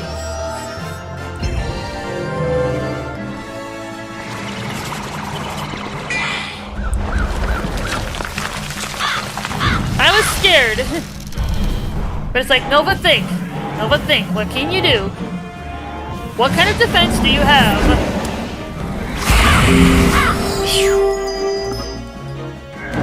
I did not realize he had a boost to death magic, though. Interesting.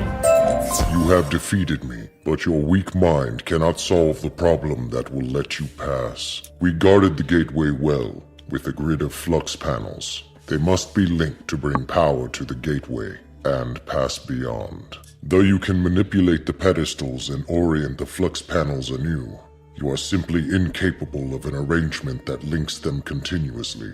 Such cleverness is beyond your human function. Do not waste your time attempting this challenge.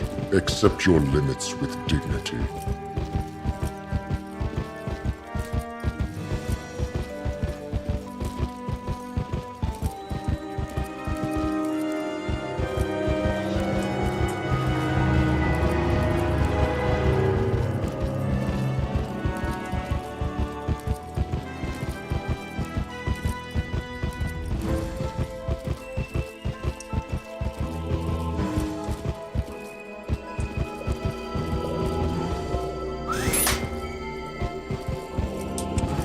Oh, they got a link. Okay, so you gotta just click it. Okay, so just click it.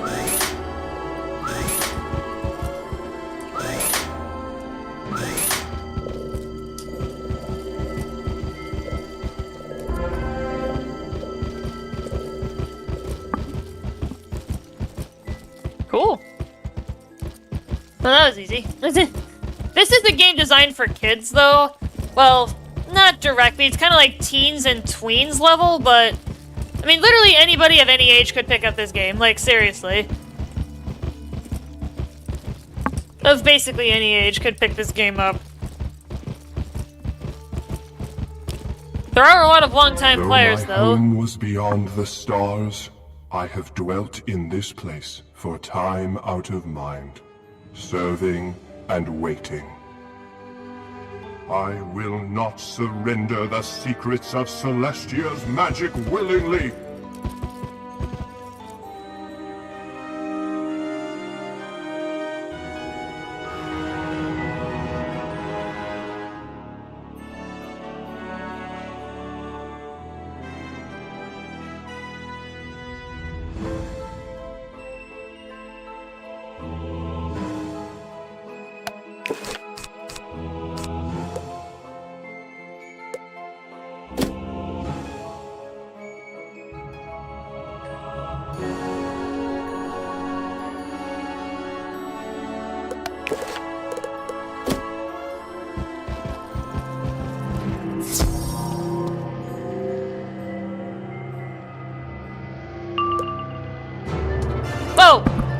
Hey, Dux! Thank you for pointing that out. Yeah, sorry for being muted there, guys. Credits to Dux for pointing it out to me.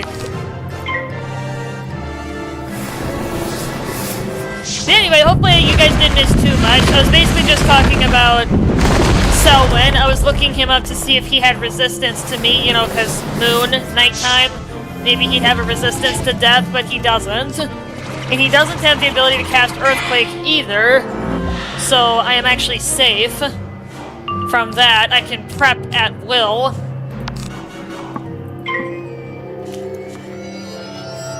Yeah, Dux, I really appreciate you pointing that out to me. Sometimes I mute myself for a second and then I don't realize I'm muted. I kind of forget.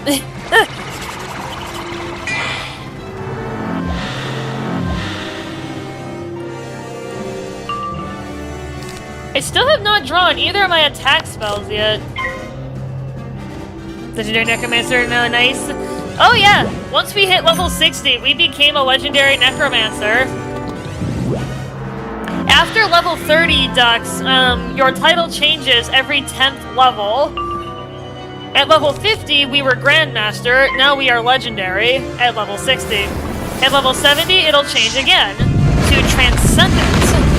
That one I do remember. I don't remember too many of the others, though.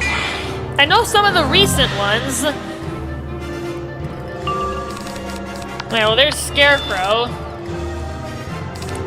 Yeah, I could probably use Dark Pact. And then maybe Strike. Actually, I got time. Let's, no worries. Yeah.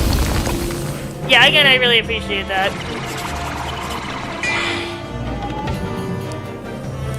Let's get weakness out of here and get some more inner demon power.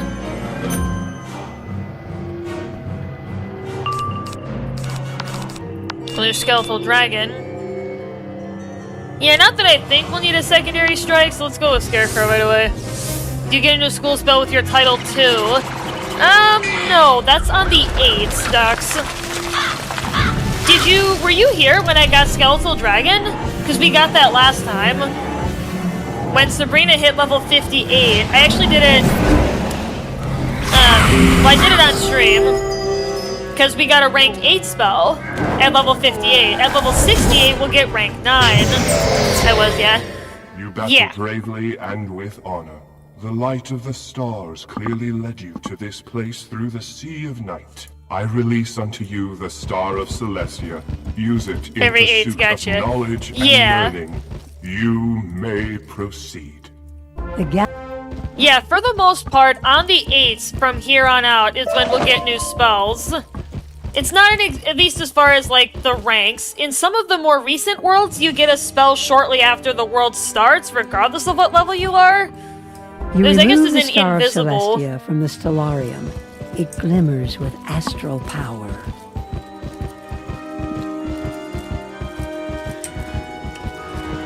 Oh, so we're heading back to the base camp. We're done already. Well, that was quick. I didn't realize it was that fast, but... Alright, well, let's head back then. So yeah, 68, 78, 88, 98, 108, yeah, for the most part.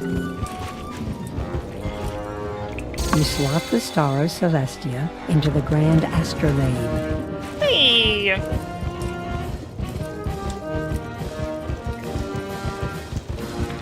Wonderful! You've done it! Now the secrets of Celestia Star school magic can be yours! I've already been using it. You've done so much for us already, but there's so much more to be done. I'd send you on in the submersible, but it's not working just now. We need parts from the dirigible topside. I'm sure you're ready for a breath of fresh air and a spot of sunlight.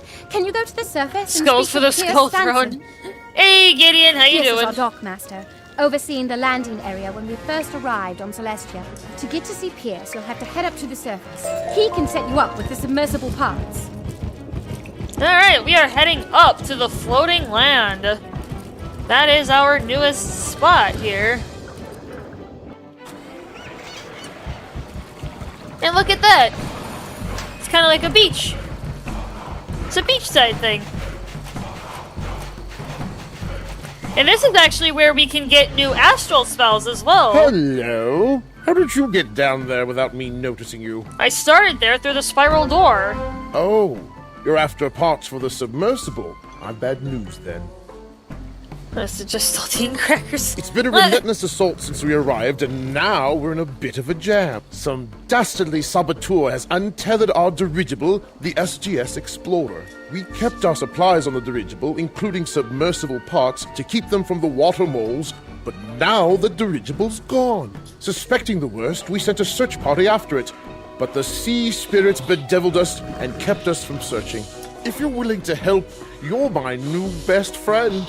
I'm tapped for resources, and I'm so weary. Could you go and roust those blighters? But don't worry about hurting them. They're just animate seawater. They reform in a jiffy. Animate seawater? Jeez. Hang in there, sailor. Yeah. It's like, hang in there, buddy. Oh, now I go from not having...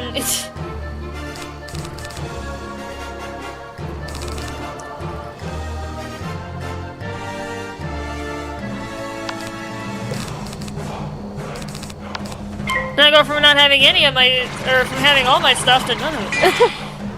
That's funny.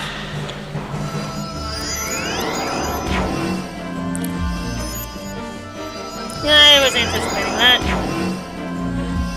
Well, gee.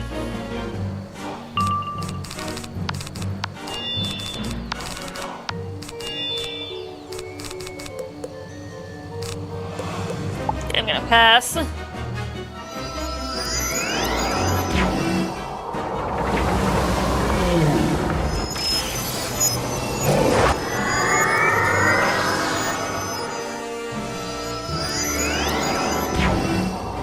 Oh wow, double tower shield and then double ice kraken. Okay.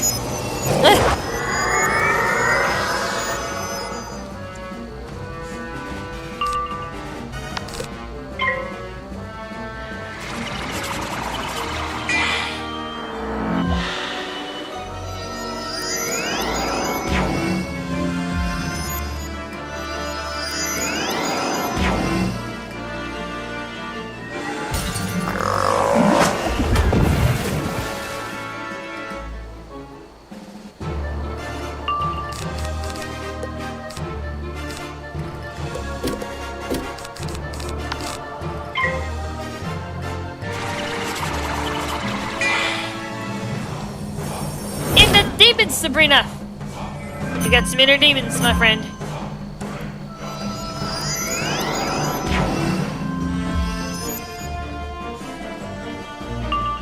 That game's, I guess, expecting for a miss. Oh! Amplify the power of the stars! Come to me. I could technically be running infallible and be able to get through that shield. Actually, would have been smart, but...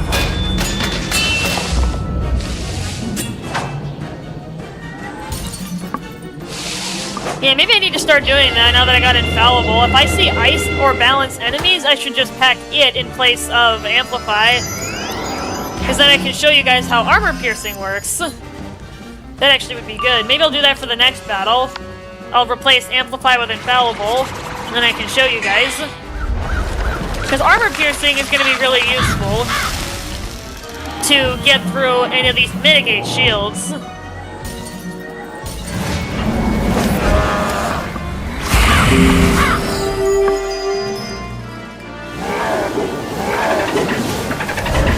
Dolphin noises!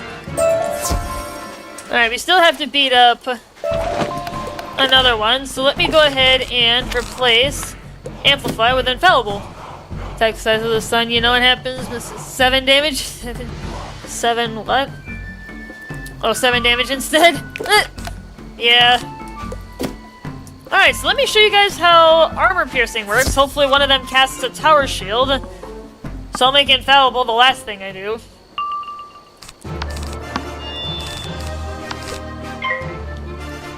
So hopefully that'll trigger a tower shield. Otherwise I'll hang on to it. Perfect!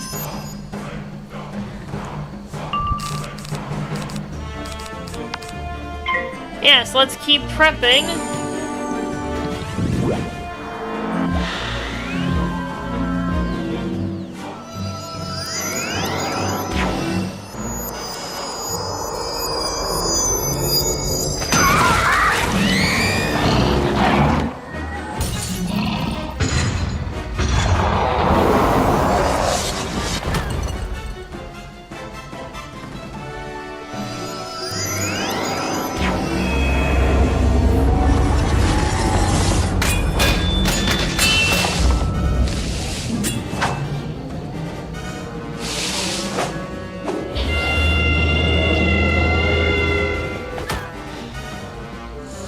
Alright, infallible! Where you at? Beautiful. Alright. Let's cast infallible. Yep, and I have armor piercing.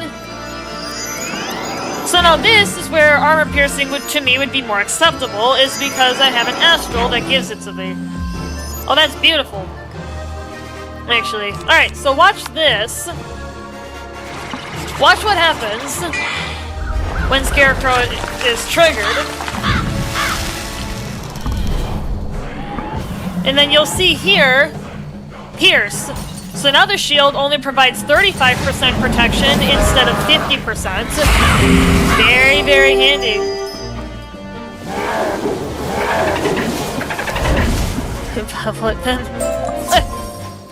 But yeah, that's how infallible works, and that's how armor piercing effectively works. I'm gonna be keeping amplify in there for the majority of the time, though. They're certain to come back, but you bought us some time. Thanks. No, it occurs to me that if we did something to calm the sea spirits, they'd leave us alone. There's an altar down the way that seems to be devoted to the Storm Lord. Some sort of patron to the sea spirits. When we arrived on the beach, we saw that the water moles placed pieces of sea foam crystal on the altar. Now the sea foam crystal is gone, and I noticed that the sea spirits leave the water moles well enough alone. Perhaps we should follow suit. Can you go and scavenge up some sea foam crystal from the beach and place it on the Storm Lord altar?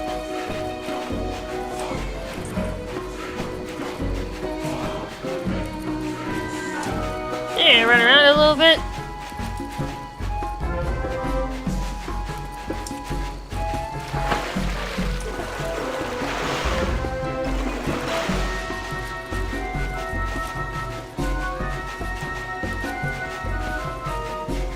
That was a lucky combat avoidance just then. I hope that did the trick. The sea spirits were only part of the problem, I'm afraid. Some wild animals of a type we call jungle tooth are raiding our camp. Could you go and see what can be done about those fierce animals?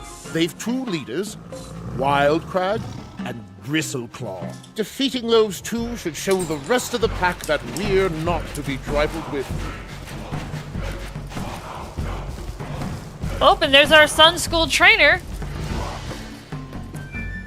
We can now get Monstrous and Gargantuan. We are moving up. I can now replace Giant with Gargantuan. Gargantuan adds 225 damage to one spell. And I could get these, but I don't have enough training points. I'm gonna focus on the damage ones, because I have Infallible for now. We don't need a ton of armor piercing yet, but we may need it later.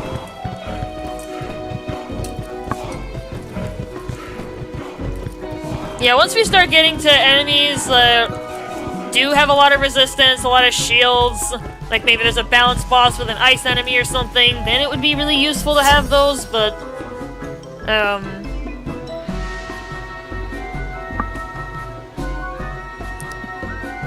well, let's swap out Giant for Gargantuan and almost double our damage.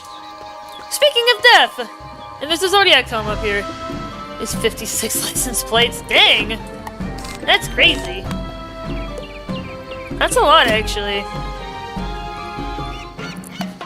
Instead of Skeletal Dragon as my single target, I'm gonna make that Dr. Vaughn. In case I have to attack a second time. Well, actually, then I only need one gargantuan instead of two.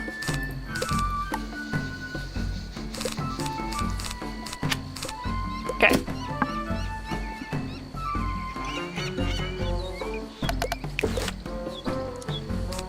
Yeah, I should be fine. Yeah, I'll just pack an extra prism. Okay. This guy's just on the side of the road. Okay.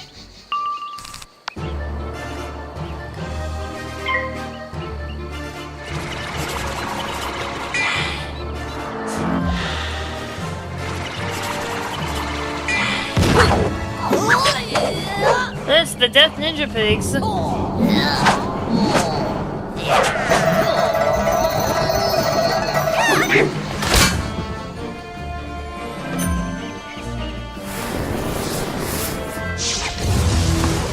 No. Okay.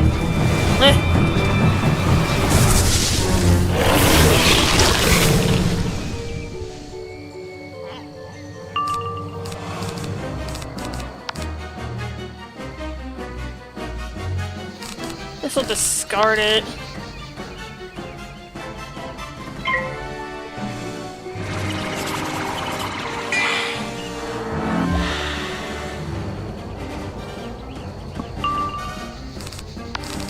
I'll go ahead and apply Gargantuan to Scarecrow. Yeah, I'll let the pips keep gathering. In case I need to attack twice.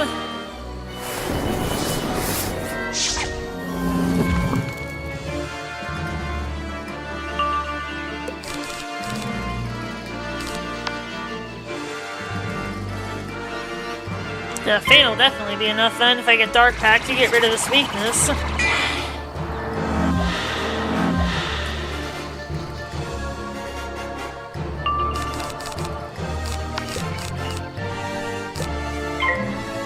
Taking pictures and then drawing said pictures. Oh!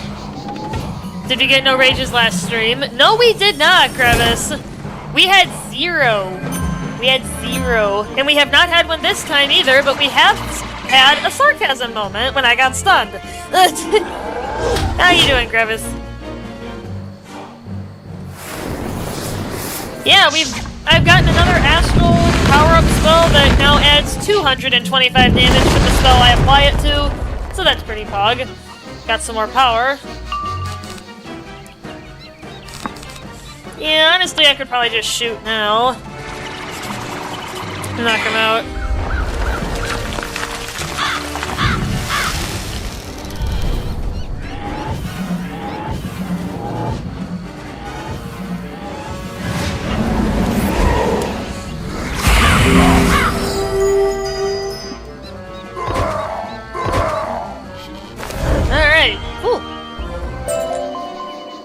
Alright, let's grab that Zodiac. Oops. And put Skeletal Dragon back in there. Yeah, that's fine. Alright, grab the Zodiac Tome before we continue. Now we gotta beat up the other leader of these animals.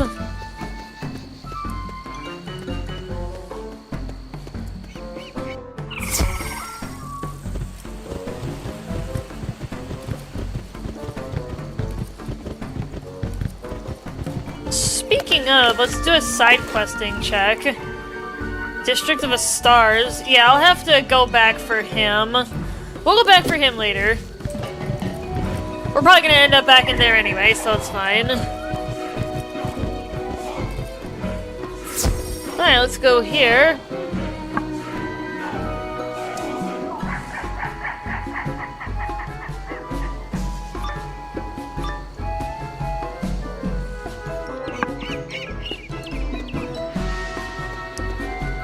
Alright, so this is Wild Craig. He's a storm enemy, so we're good.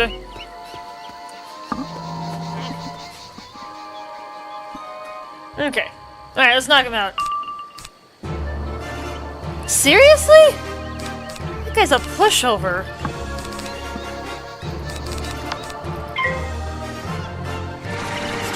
Let's leave it 3-man. Aw, no! That sucks. That's a tempest.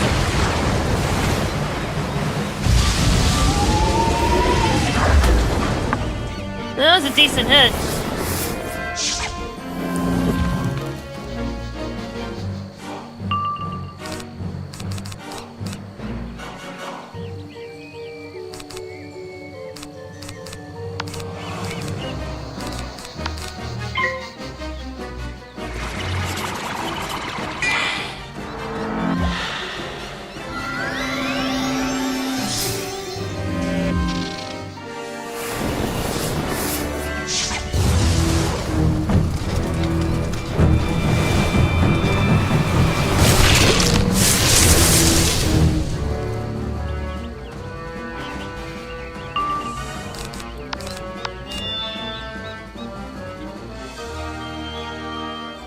Okay, he has a 2% chance to block. You know if to go custom levels? Yeah!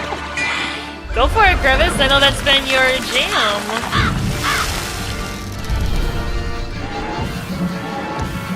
See if there's anything else out there.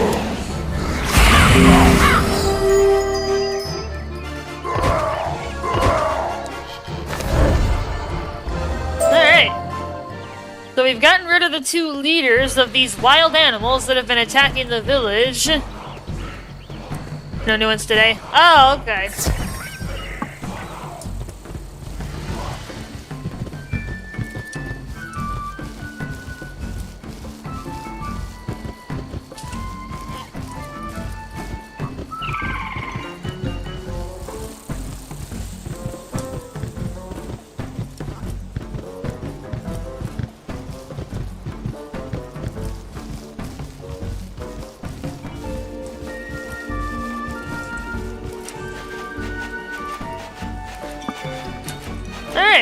I wish I could have seen it. Hopefully, the rest of the Jungle Tooth pack will give us a wide berth now. Hope so. While you were away, I saw a signal flare from the jungle. That must be from Captain Fogg, who went looking for the explorer. Captain Fogg went to speak with the water moles to see if they had seen the dirigible. Their leader, a fellow named Tupa Tawa, should be happy to help you find the captain.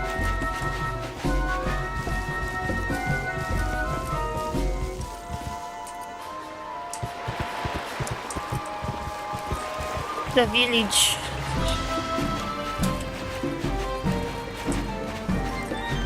Oh, he's in here. Hi. Outsider, we have your sky captain. I am called Tupatawa. I am speaker for Water Mole Tribe. I cannot speak to you now. You are a wizard, and I cannot trust your words. I had a magic stick to protect me from wizard words, but stick was taken by Galwok, big chief of water lurkers. If you bring me back magic stick, I be willing to speak with you, wizard.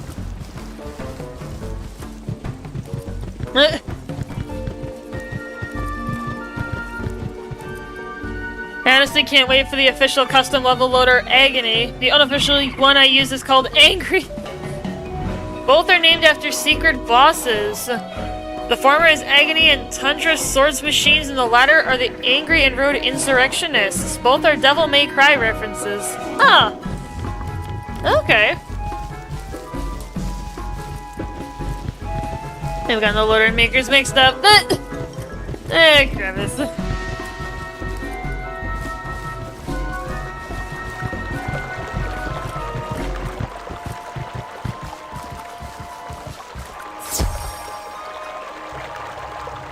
It's okay.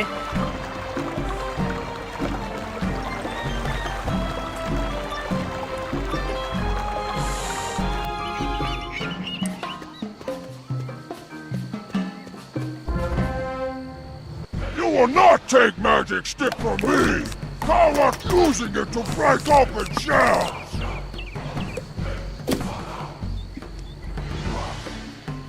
Yeah, that's a water lurker. He probably has the ability to cast Earthquake. So I need to be cautious.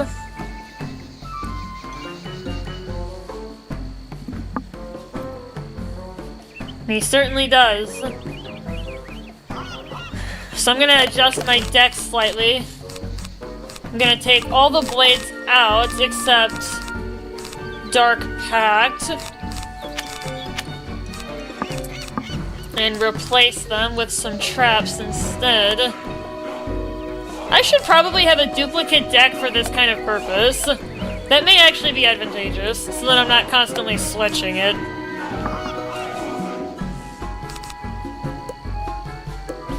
Yeah, that may actually be beneficial. I may grab a second deck before the next stream. And set it up and make it like my myth deck, basically. Fighting myth enemies. And of course I basically draw all my traps right away in my hand. How funny.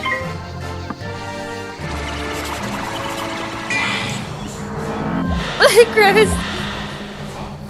Spiritfall 1.0 release date is February 28th. Literally the last day of the month. Actually, Crevice, that's not true this year because it's a leap year. The last day of the month is actually February 29th.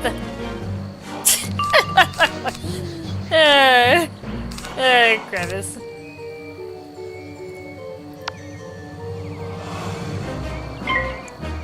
Oh, it is a leap year.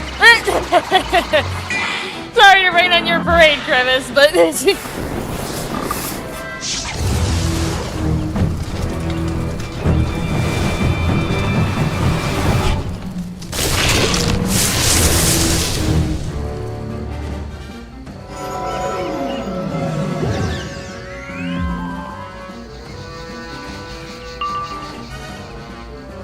My bad. I love that upside down smiley face, Crevice. That's pretty funny.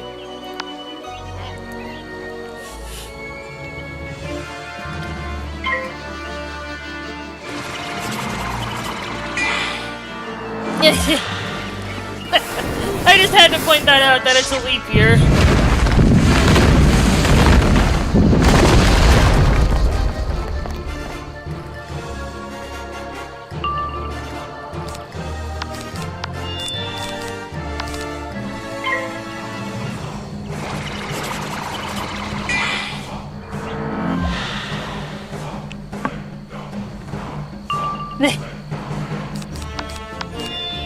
Alright, yeah, amplify and then we should be good. Yeah, because right now that guy can cast Earthquake, that's why I'm smoked whenever I see myth enemies from here on out.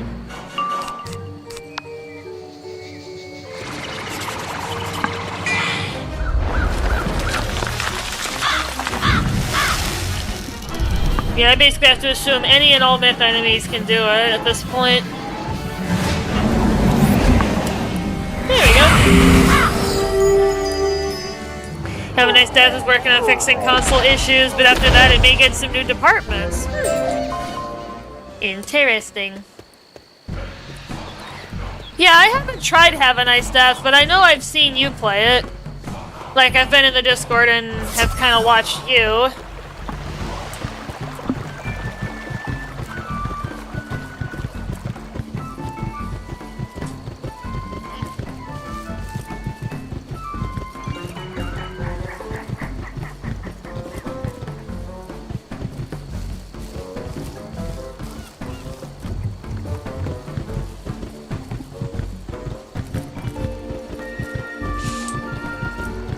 Alright, now I'm gonna give this guy his magic stick. You gonna talk to me now? Now have magic stick. Be safe to talk. Are we now? If you want Captain back, you must help water moles. Jungle Tooth stole our sacred idols, took them into the jungle. Water moles afraid to go look for them. You not afraid. We watch you fight Jungle Tooth before. Now you go find Fun game, tough if you aren't familiar with action platformers, but fun nonetheless.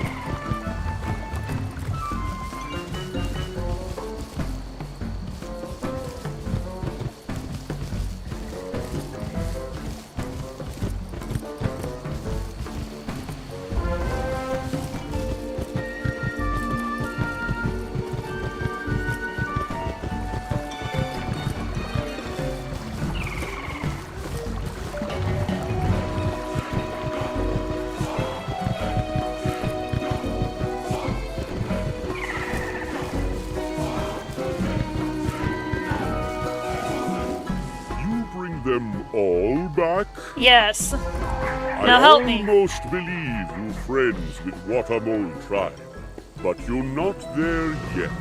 Oh, come on, dude.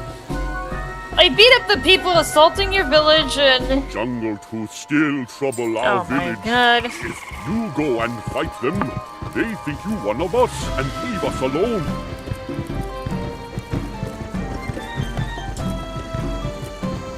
Alright, fine. I'll go beat up some more fools. I suppose. Oh, I still have my, myth hand, don't I? It's not really gonna be that big of an issue.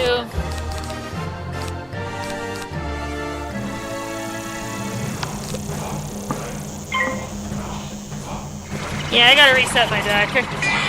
This is why I think I should get a second deck and just set it up for, you know, myth and then non-myth. Or at least Earthquake and non-Earthquake, because sometimes non-myth enemies can cast it, although that's kind of rare.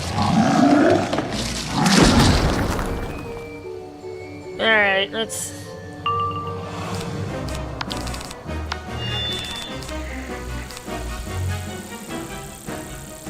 Yeah, we're basically just passing at this point.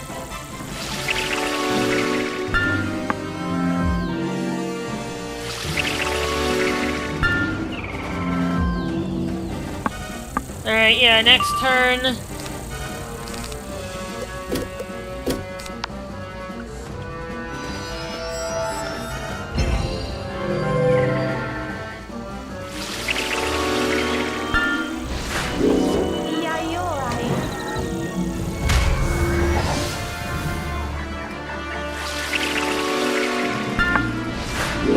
Oh, double Seraph!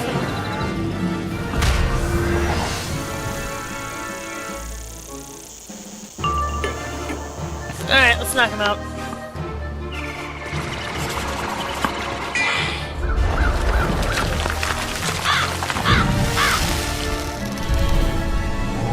Crit.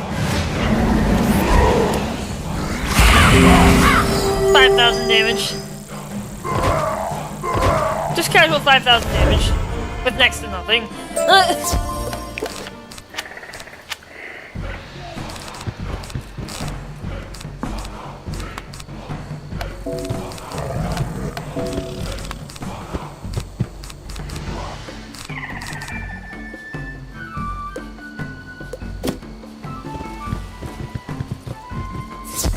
There, now I've got my blades.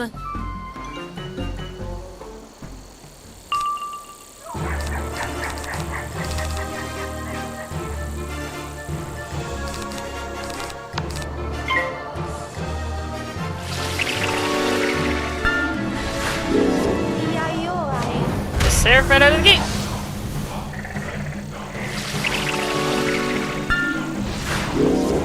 Double Seraph right out of the gate.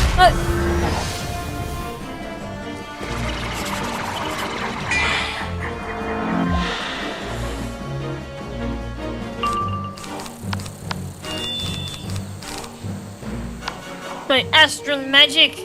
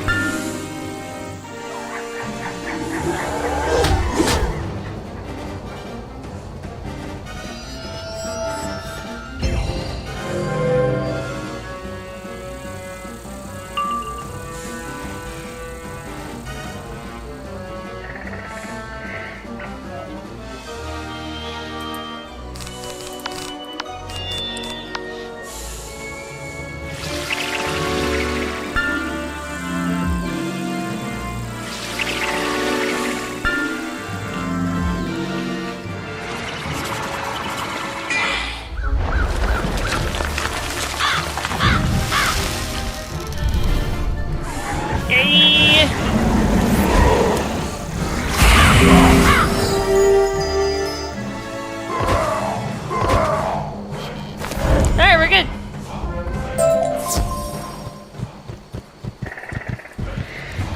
Alright, you happy now, buddy? Have we done enough for you at this point? You gonna finally give us the captain back? Jungle Tooth still a threat. They led by my old goodness. wild tree called Tangleroot. You go defeat Tangleroot. What? We ready to talk. How much crap am I gonna have to do for these guys? Like, seriously.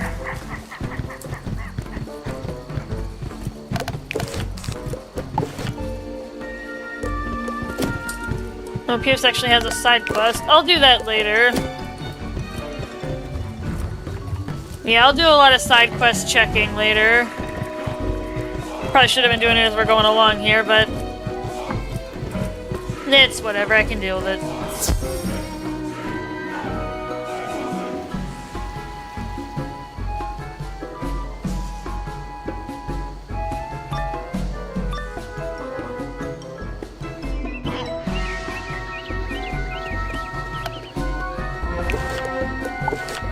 You do not belong here. You have no roots.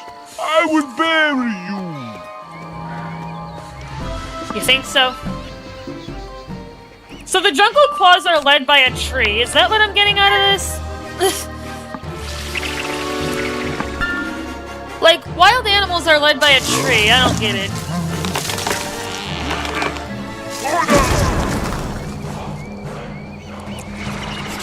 What?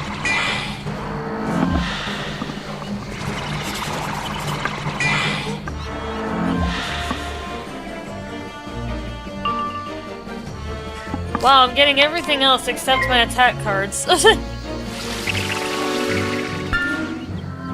Which is fine, I mean that builds up my pips, but I'd like to at least have them in hand in case I need a quick strike, but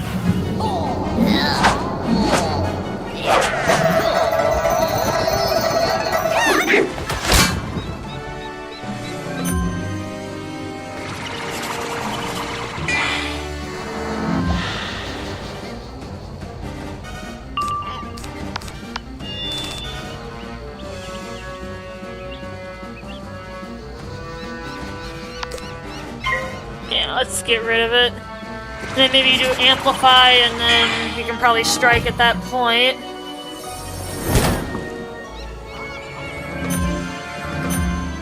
Dark Pact is so useful. Just being able to get rid of weaknesses is so nice. Even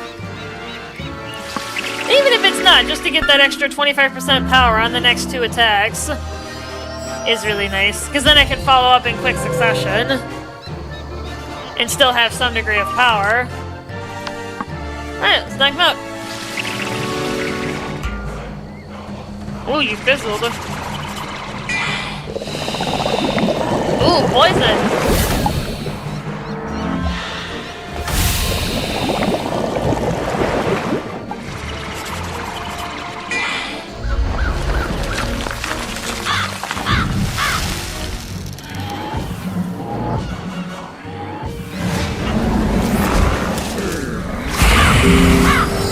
Oh, so it actually was not enough to kill the boss. I think boss is still alive. He is. Interesting. Okay, so that actually was not enough. I am intrigued by this.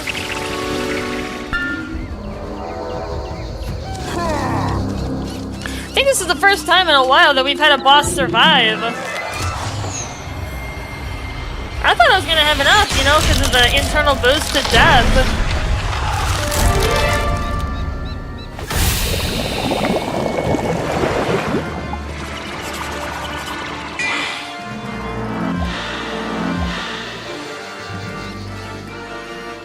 You know what? Just because I think it's hilarious, let's try to kill him with a poke. I've got Amplify, a Dark Pact, Blade, and Fade. You know, I'm actually curious if we can do enough damage to kill him. Let's try it. Why not? YOLO! Like, Fate should totally be used for this. Eh? Kills him with a poke. Alright, we're good.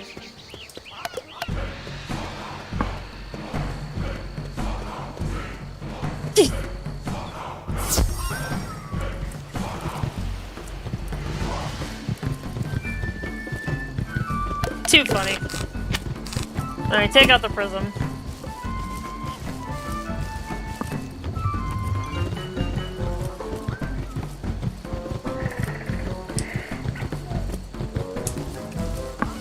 Alright, are we finally done? Come on, dude.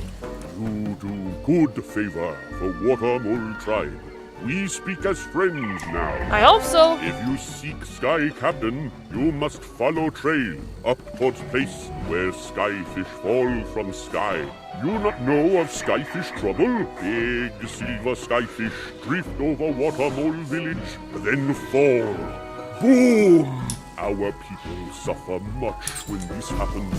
Go and speak with Onokala. He a brave warrior. He tell you what must be done. You looking for source of problem? Big skyfish fall on village, cause much trouble. Waterfall spirit coruscate very upset. You go make peace with it.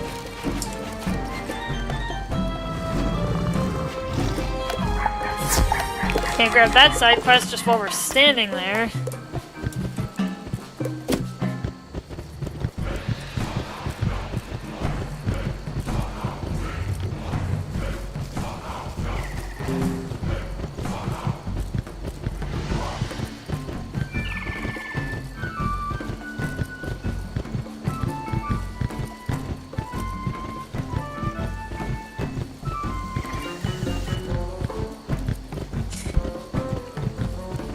And we're probably gonna have to beat this guy up, I'd imagine.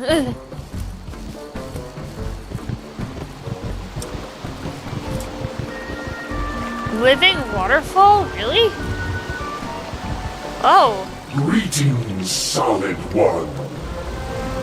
The skyship has poisoned my waters. If the waters are not purified, this jungle will die. To purify the waters, I must have some sacred wood from the jungle thorn trees. Go and fetch me some.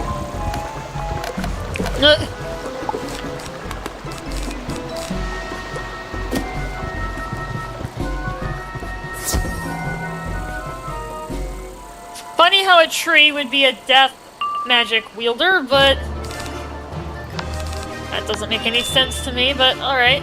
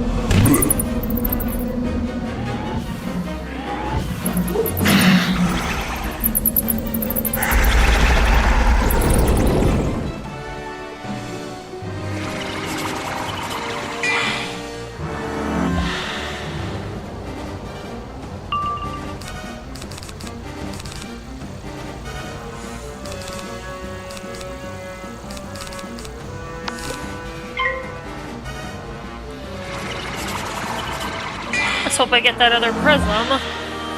Otherwise, this would have been a good spot for infallible, because then I could just pierce through some of the resistance that they have, but just hoping to avoid that. Alright, we're good. Let's get a prism out and then just shoot. I suppose I could pull a mass prism on this. Like, just because there's two? Mainly to save time, but...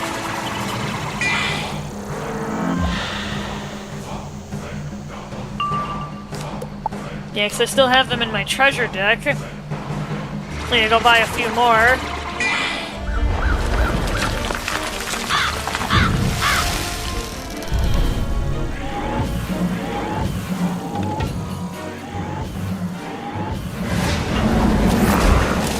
If I need to, we'll go and buy more, we'll get there, but...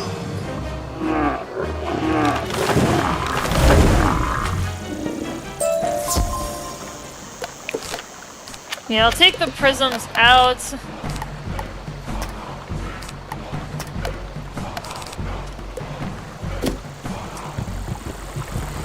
And just use a mass prism just to make this go a little bit faster. Even though it takes a pip, like, it's honestly whatever. It's not really a huge issue.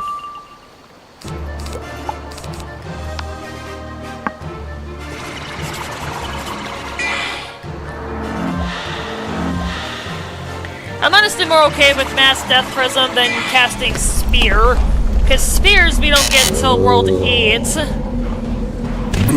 Maybe once we get to the end of World 7 I may start allowing it, but we'll cross that bridge when we get to it. Or unless there's a need that truly dictates it. Like, okay, I really should forgive myself and use a Spear. Like, if there's not a lot of other options. Or like maybe I combine it with Infallible to get through a Death Minion's resistance or something. That, then I may allow it, but that'll be case by case though. Ooh, that's a feint! Ooh, spicy! Some spice going on here, people! It's always interesting seeing death enemies casting feint, which they're now gonna start doing. I think we saw it a couple times during, Winter Tusk. I believe we may have seen it, or maybe Dragonspire. He just did it again. This is gonna be some nasty hits if I can't get these guys knocked out, but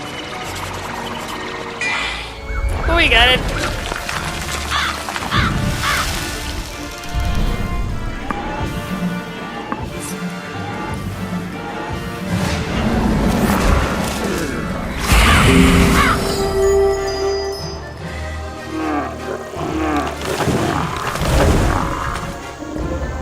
Nice. Alright, so I've collected the bark. Thank you. Now you must take the sacred wood to the water-mole shaman, to Baratawa.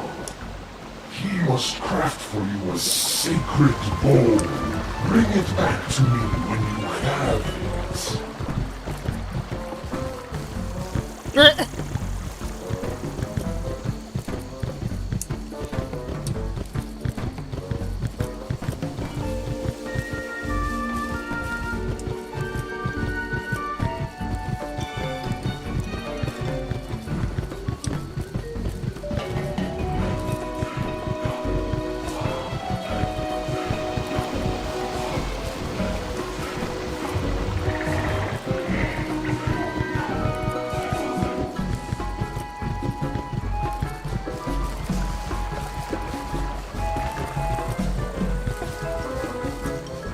Waterfall Spirit Coruscate send you. I make bowl for you. In a very short time, Tupatawa crafts a bowl for you out of the sacred bark. Now take back to Coruscate, so he can fix water. Oh, that's other stuff. Yeah, those spells are not gonna help us. I know I flashed by it rather quickly, but those spells are pacify. They basically reduce the threat level on you from the enemy, but for solo players that doesn't work because, you know, the enemy is still only has one target, so pacify does not work unless you're in a group, and neither does taunt. Taunt is the opposite. It gets enemies to target you if you need to cover for your teammates. Like, say you're an Ice Wizard with 10,000 health, like, because that can happen late in the game. This will do. I have filled the bark bowl with my heart water. It will purify the lake. Take the bark bowl to the edge of the lake and pour it in. Let's go bowling.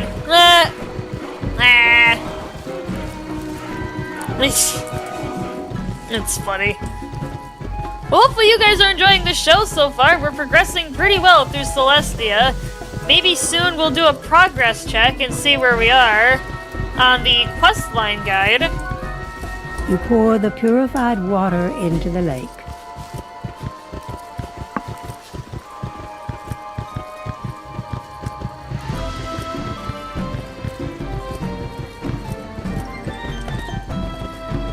Yeah, because I like to do a progress check once or twice a stream. Usually at the start, if I remember. Otherwise, at least once or twice throughout. And then if I remember at the end as well. Kind of let people know where we stand. You have done well. Thanks. You have done well to restore this land. Now you can rejoin those who came on the Skyfish. They are loose throughout this area. Cut through the jungle and find them.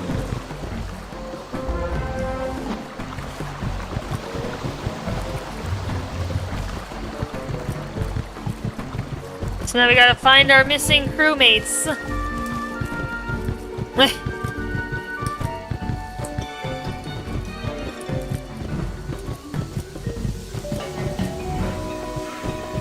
I got to take the scenic route.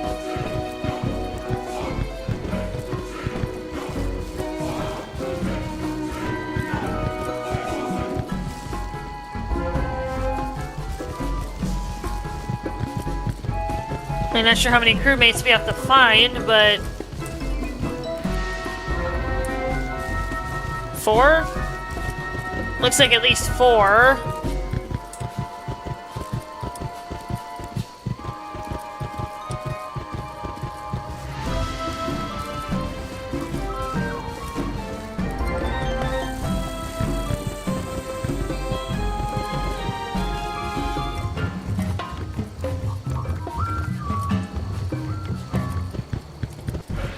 Looks like the rubble rousers have invaded the ship. See if I can get to the captain. Hi! You cool here, dude? Rescue at last, and from the most unlikely of sources. A wizard.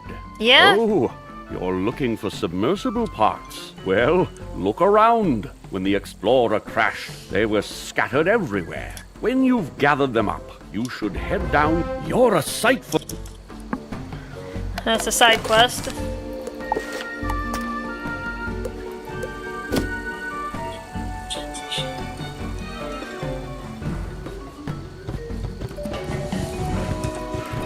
Yeah, maybe at this point I'll teleport back and get the side quest, because it's gonna be... I think I gotta go by him anyway.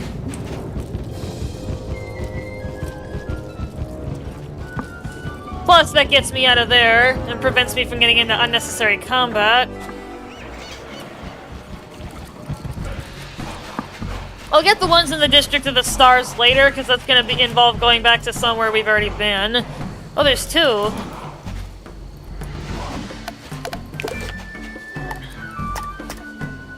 Yeah, it's District of the Stars, so we're not going to go back there yet. We're probably going to end up back there anyway, so... And if not, I'll be doing side questing stuff there as well, so it's fine. No worries there. Ooh, Black Lotus. Black Lotus. Yeah, I gotta find out. It's probably back by the ship, so I'm gonna have to travel a little bit. Probably. Yeah, it's the ruined village, but...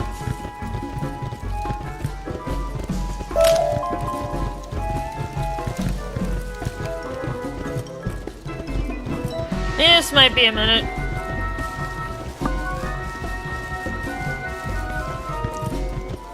Might have to pull out the map.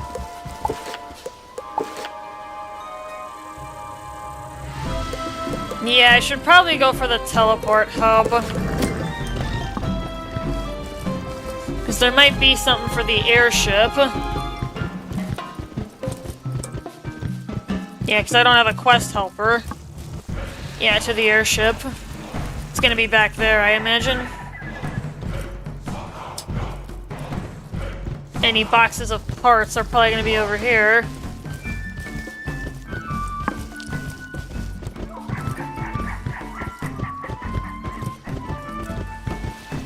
Yeah, there we go.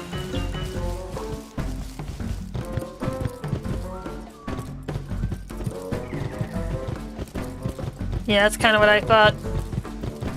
Yep, because now a bunch of them are up there. Let's grab some of these.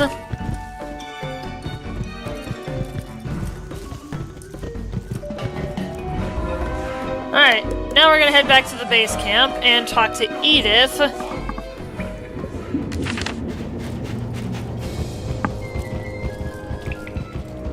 You got the parts! Bravo! Thanks. You're clearly without fear. No member of our expedition could have achieved so much in so little time. Thank Is you. it possible for you to go to the Hippodrome in the area called Storm River? Speak to a man named Leland Hopkins when you get there. He may know where Thurston Plunkett has gone, and he'll be ever so grateful for your assistance. Alright, guys, we are headed to Storm Riven. We are into another zone.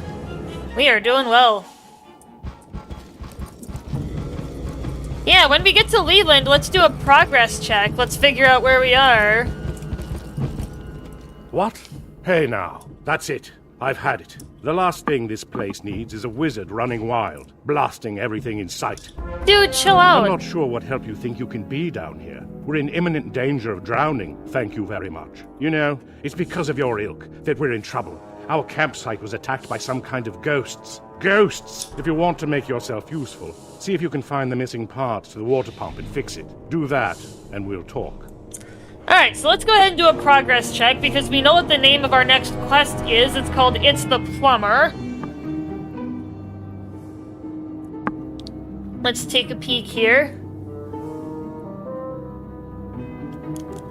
Okay, we are on quest number 44 out of 95. We are almost halfway done with Celestia already, people. And we are only on episode 2. We may be done in 1, maybe 2 more, depending on how quickly we progress through the area. So that is our progress check.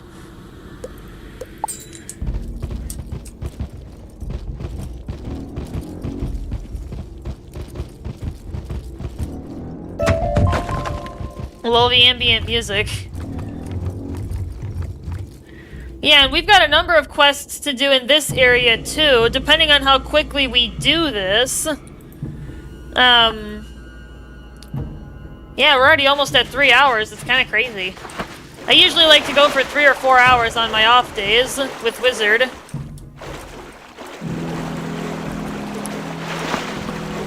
Ooh, kelp. I might need that.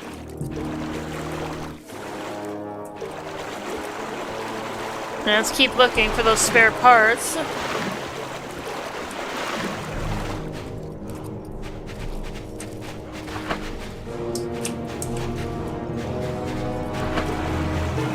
See if I can keep sneaking around.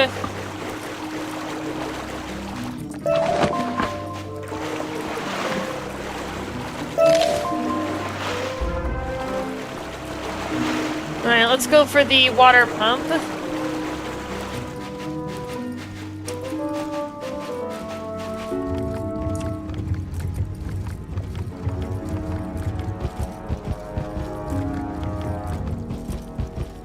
Yeah, Celestian Remnant, they are star enemies. Because astral enemies are a thing. I guess I could have gone to the club. Or the teleport hub.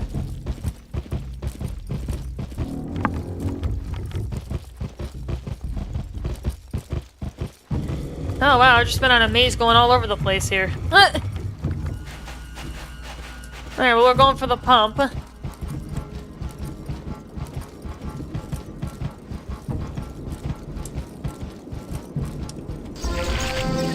Alright.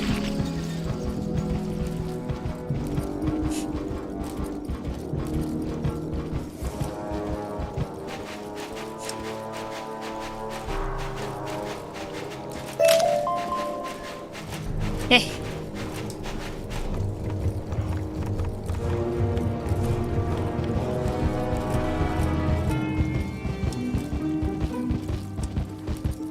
Alright, Leland, chill out, dude. What? You fixed it? But how? Are they teaching Plumbing 101 there at Wizard City? No. One of our biggest problems is that we're unable to get the Celestian power generator up and running. We almost had it, but the Celestian ghost attacked and took all of the power crystals that the generator needed to run. If you're as skilled an electrician as you are a plumber, Perhaps you could be of help. Track down the Celestian remnants that took our power crystals and get them back. Then see if you can restart the generator.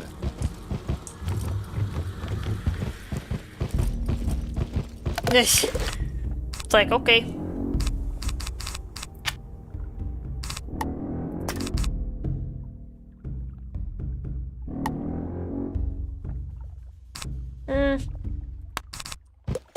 No, I'll just leave it in there.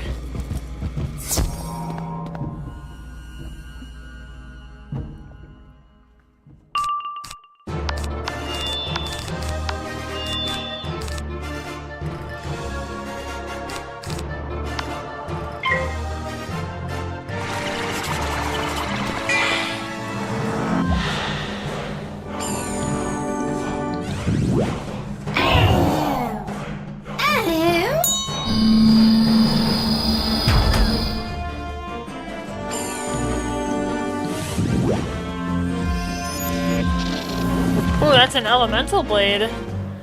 Interesting.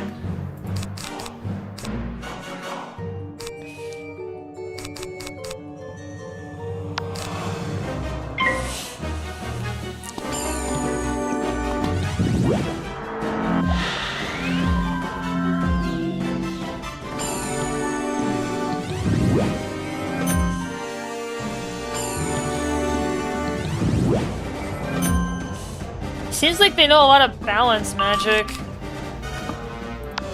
The stars! Astral magic! Go!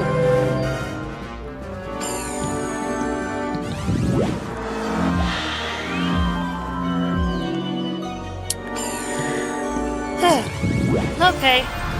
Looks like I got a problem.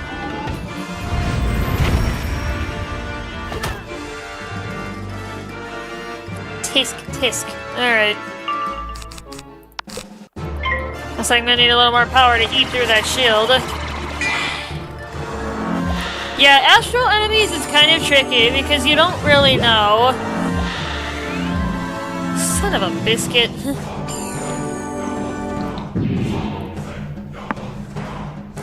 I should have enough damage to eat through it.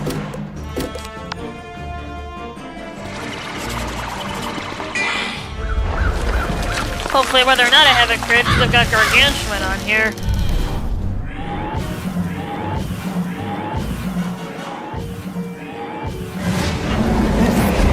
Never mind. Why am I concerned? I mean, because I want to win. I guess that's a valid reason.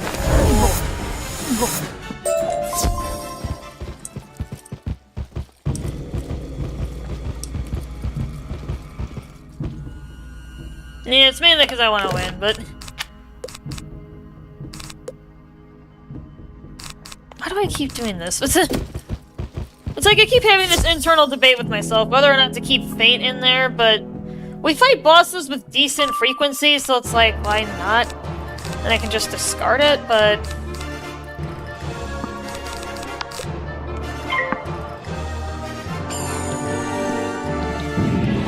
Hey, you fizzled.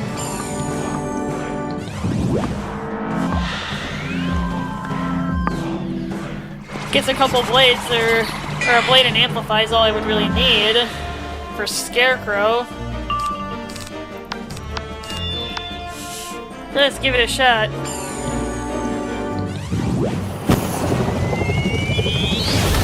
Yeah, Spectral Blast.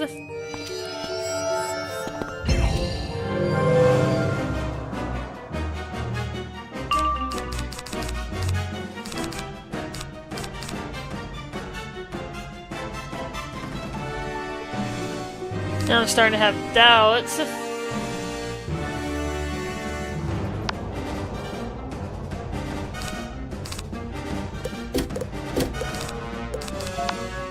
Yeah, we'll go for it. It actually would be good, because then I can learn.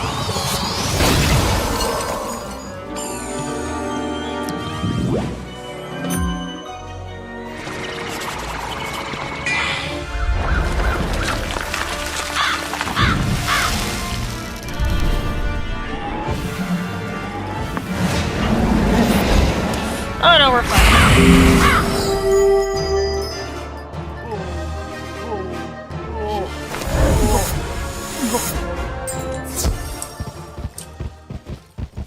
Alright, well, let's head for the generator now. Because we've got the power crystals.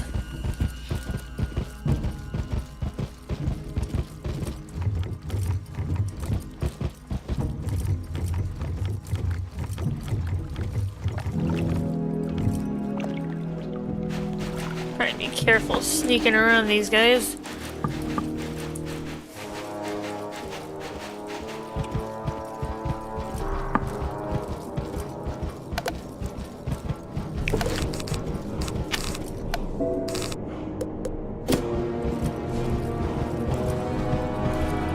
Now you will have to go outside to throw the lever that activates the generator.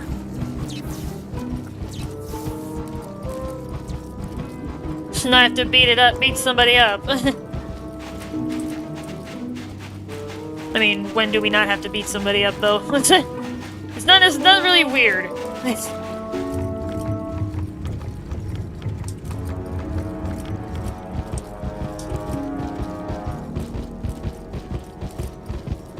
Alright, let's head up.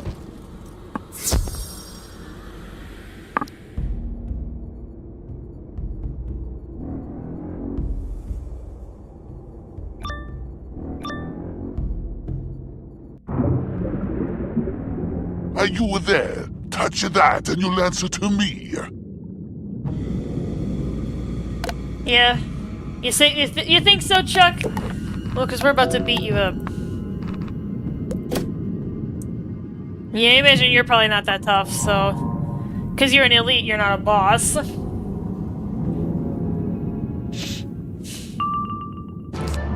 Yeah, you're not that tough. Oh, Blaze, and I'd knock you out.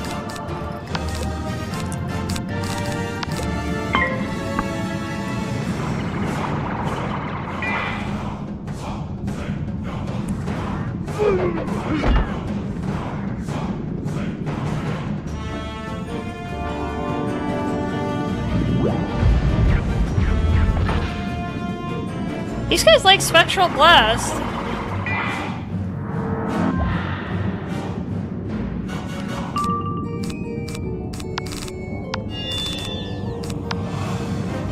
Yeah, literally just a blade and a Prism might be all that's required.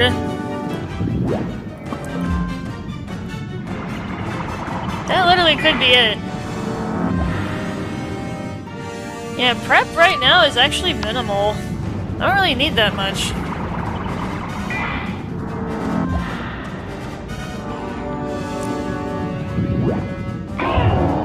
Notice a judgment.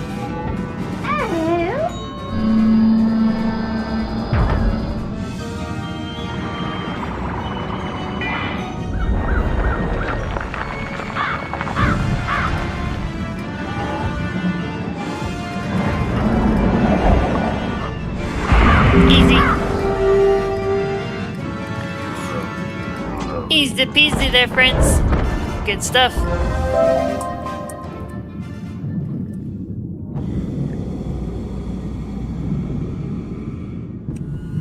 You throw the lever, and the Celestian power generator begins working once more.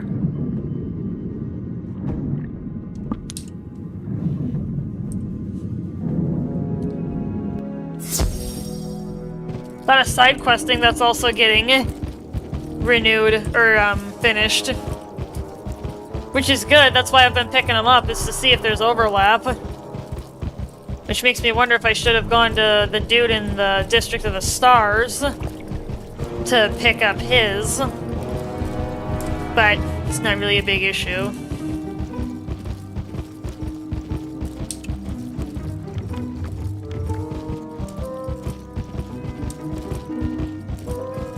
You surprise me, Wizard. I'm impressed with what I've seen so far.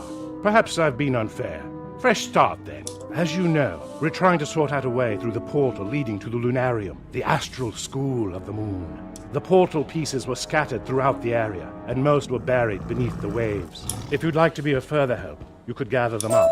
I'm no wizard, and confess that I'm afraid to touch them.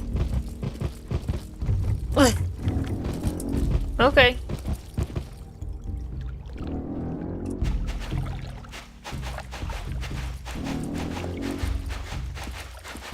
I mean, I can't blame you for being afraid to touch them because they, you know, magic and stuff. So, I guess I can't really blame you.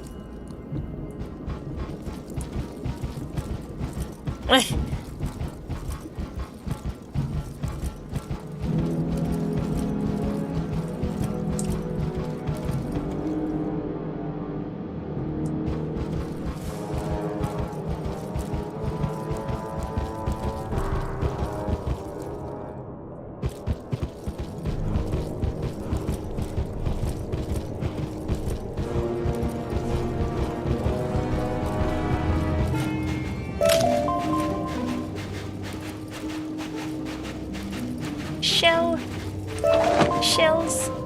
Little seashells.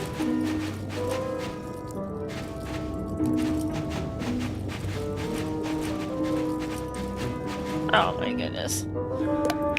Alright, let's just change realms. Let's simplify this.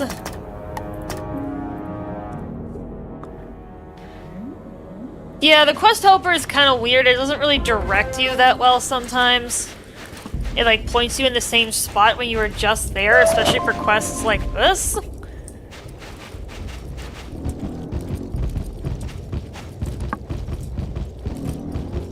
So, in some cases we may switch realms just to make it easier. That's the real reason. Because every realm is different, so... Well, it's the same game obviously, but... It's got everything spawned, unless someone else took it. That's not all of them. Judging from what you found, there are at least 2 missing pieces of the portal. Those Celestian remnants seem interested in them. Their leader is Alaric Moonsunder. He's in the ossuary. If Moonsunder is willing to speak with you, maybe he can tell you where the missing pieces are. Alright, so let's go talk to him then, I suppose.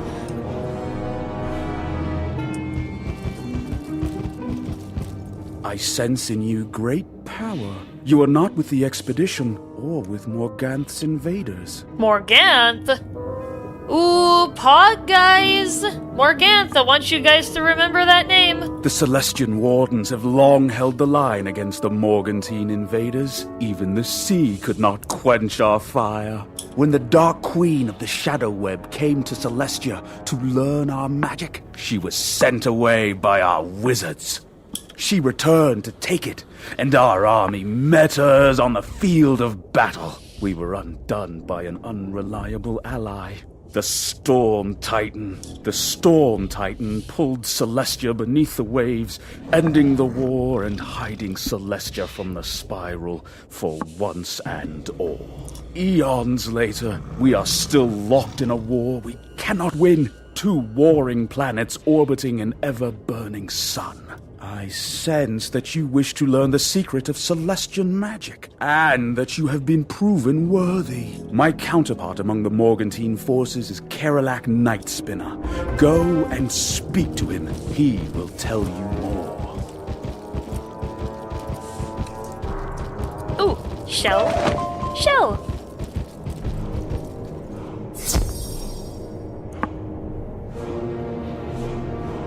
Yeah, these guys aren't looking too hot, are they?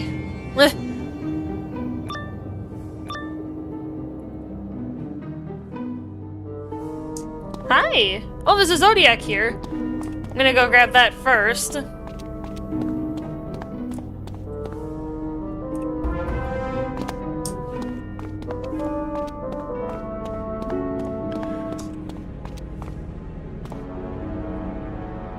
You are no Celestian. No. You must have spoken to Alaric Moonsunder if you sought to speak with me. Though we are enemies, we respect one another.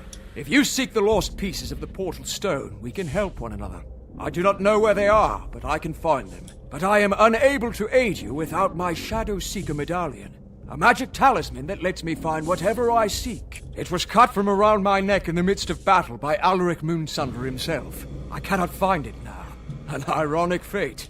If you can find and return my Shadow Seeker medallion, I will use it to give you what you seek most. Okay. Hopefully you're not lying. I think he's lying. I think we got a liar here, chat. We're probably gonna have to beat that guy up at some point. This world is wrought with betrayal. Let's...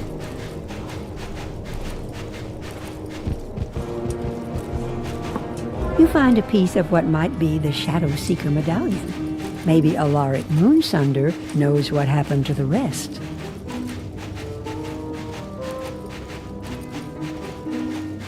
Alright, Alaric, fess up, buddy. You the aggressor here, or is it, Ah, Kerelak's medallion. I remember in the savage dance of battle, striking with my blade and cutting it from his neck. He did not notice, but his men did. They scrambled for it as if it were gold, taking the pieces for themselves. I assumed they would return them to their master when the battle was done, but they are without honor. If you wish to recover Kerelak Nightspinner's Shadow Seeker medallion, you must claim the pieces from his men. Yay! What's this?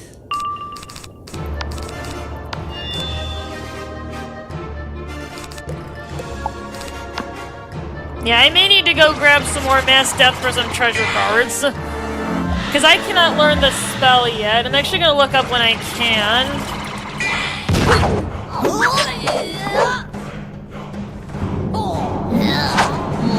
That's at level 70.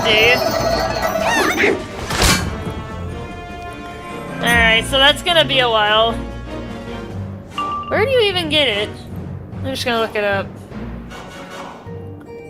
Oh, that's in World 8? I may have to enlist my brother for a teleport.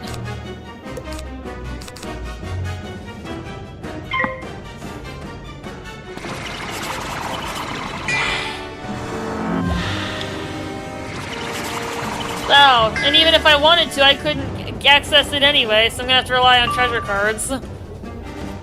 Never mind. Ignore me. I'm stupid.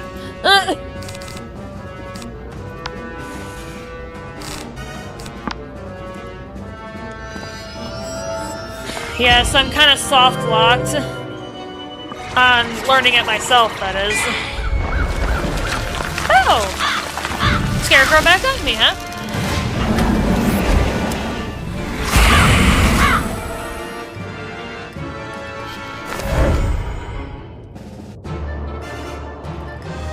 Alright, well, let's go ahead and smack him.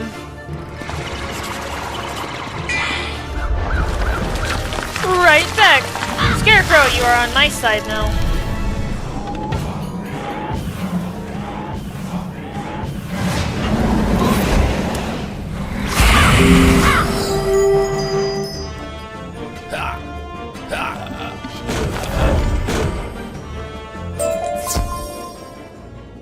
Jeez, of course, now my hair tickling me a little bit. Hold on.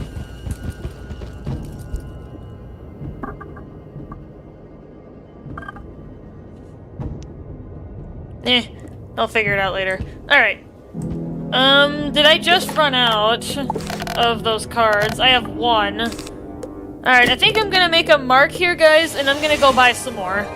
Just so I don't run out of them. So, pardon me a brief moment while I head to the Wizard City Bazaar and go grab some.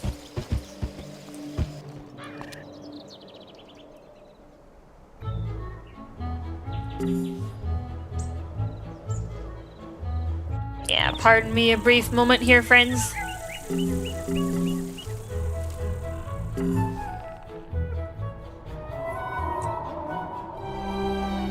Interruption should only be brief.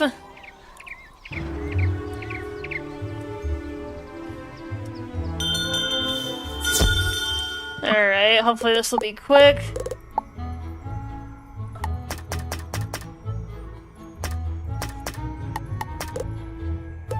Yeah, I'll just buy like, I don't know, like 20 of these just so that we don't have to come back for a while. And maybe I'll buy a couple Death Spears in case I do need to, like... In the event I would, but I'm hoping I won't. Alright, back we go.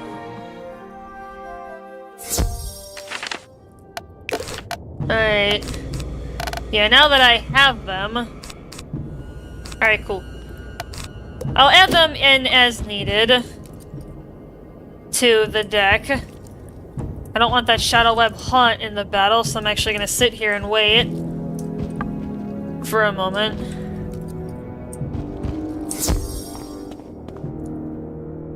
See if I can... Oh, come on, seriously? Yeah, it's like he moves slightly faster than the guys I actually want.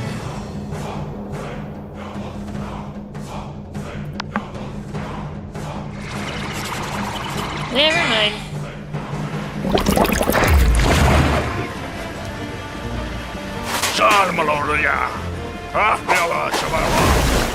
Nah, whatever. I'll deal with it.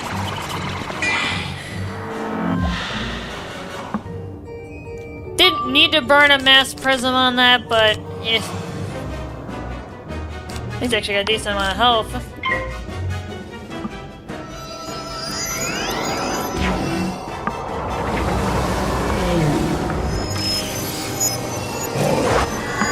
Yeah, but I can't flee from this combat, or will count as a storyline defeat, because there's a mandatory enemy in here. So I can't pull the flee and return clause. That would be illegal! That would be against my own rules.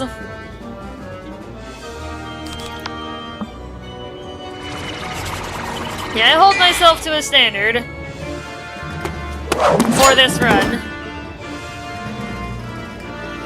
Maintain the integrity.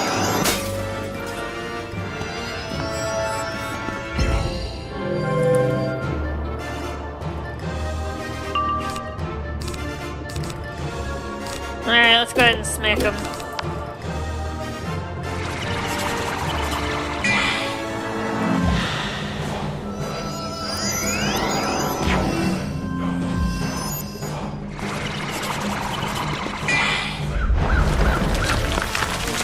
Oh boy. Alright. You better die. Okay, you still died. Good.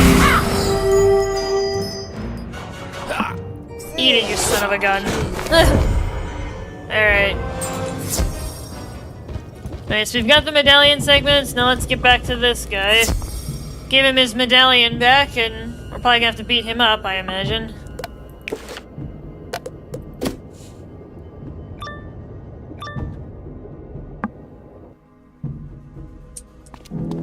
It cannot be! You have returned that which could not be found! You have returned the pieces of my medallion, but it is still broken. Can you place it upon that nearby pedestal? That will restore its energy flow, and enable it to be of use to us. You have restored my Shadow Seeker medallion, and with it, my power is restored. You think you seek the missing portal pieces, but you are wrong.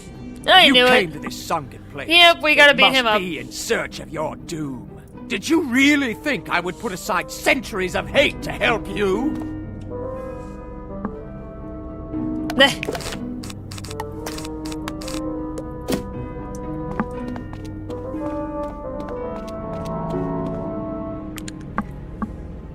Yeah, I figured you were gonna backstab me. It's typical at this point.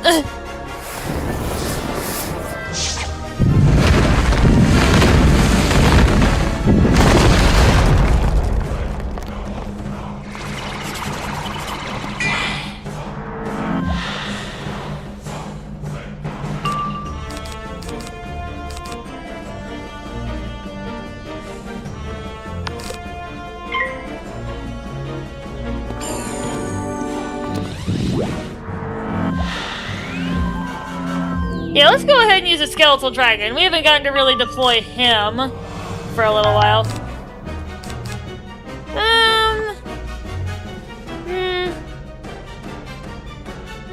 Because I also have to account for the DOT.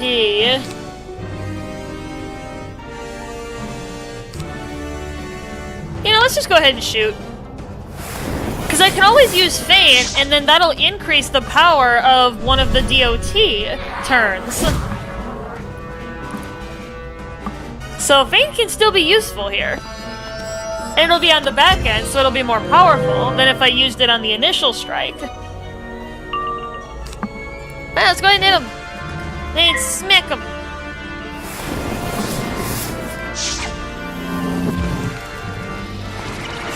Smack! Alright, here we go.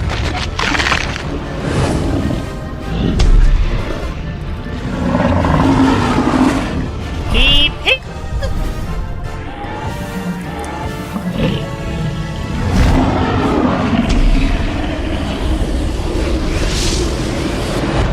Oh dang, 1700 off the bat. Alright, well, let's just sit and wait. 1800, and you are down. Alright, cool. Nice. The irony is thick. You have given me what I sought most. My own destruction.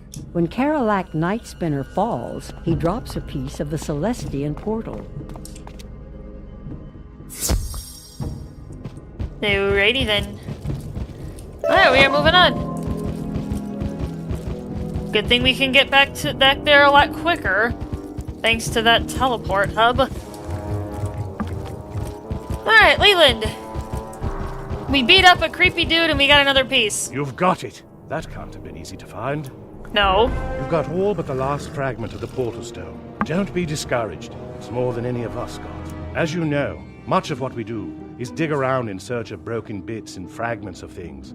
Usually far less important. You've earned a rapport with the Morgantine soldiers trapped in this place. It's quite remarkable how you did that. I've spoken with one of them, a fellow named Vasek Shadowspite. Don't let the name fool you. He's quite friendly.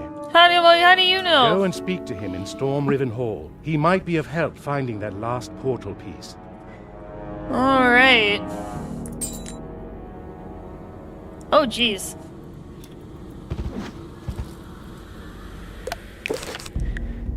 Alright, let's do a side questing check. Let's go ahead and grab them. I think this is a good spot to leave off, actually.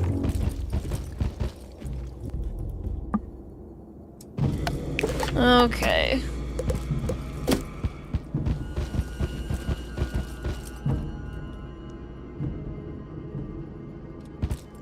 Oh, and we're literally on the cusp of leveling up to 63?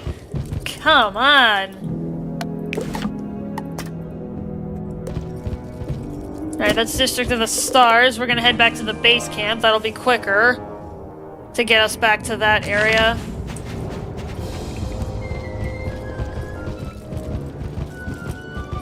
Yeah, it's the District of the Stars. Alright, buddy. I have like 5 quests for you, I feel like. Alright, so there's nothing left. That's a lot of side quests. Alright. Goodness gracious. You know, maybe we'll do something fun. Maybe we'll, I don't think we need to end off just yet. Let's see if we can do anything fun. Yeah, Stormlord's Temple, Lunarium, Crystal Reactor. Yeah, we got a lot of places to still go for that. You know, I am actually getting kind of hungry, though, so maybe I will get off. Yeah, we got a lot of stuff. We actually did get a lot done today, though. About 3 hours, got through another couple zones. Let's do a last-minute progress check. We are at a sunny disposition. We are at quest number 50, so we are over the halfway point now. We were slightly earlier, but yeah, we're gonna go ahead and end it off there, friends. Hopefully you enjoyed the show. I will be continuing Wizard101 again another day. Most likely on my next day off from work. That's usually when I prefer to do these, because then I can play longer. You know, 3-4 hours at a time. Or if I work the noon shift and then I come home and play after work, because then I can play for like, you know, 3-4 hours after work, because I get off an hour earlier than the rest of the group.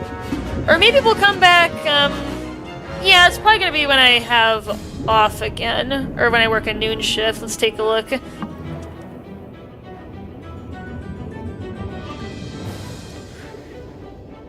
Yeah. Okay, so it looks like the next possible stream date is going to be Wednesday, because I work the noon shift. Yeah, because I get off at 8:30 instead of 9:30, and that's local time. Otherwise, if I don't do it then, the next possibility is Friday, the 26th. So I will see you guys on one of those possible dates. For Wizard101 anyway. Of course, there will be other streams in between. I'll have to determine what exactly we're doing, though. Well, regardless, see you guys next time.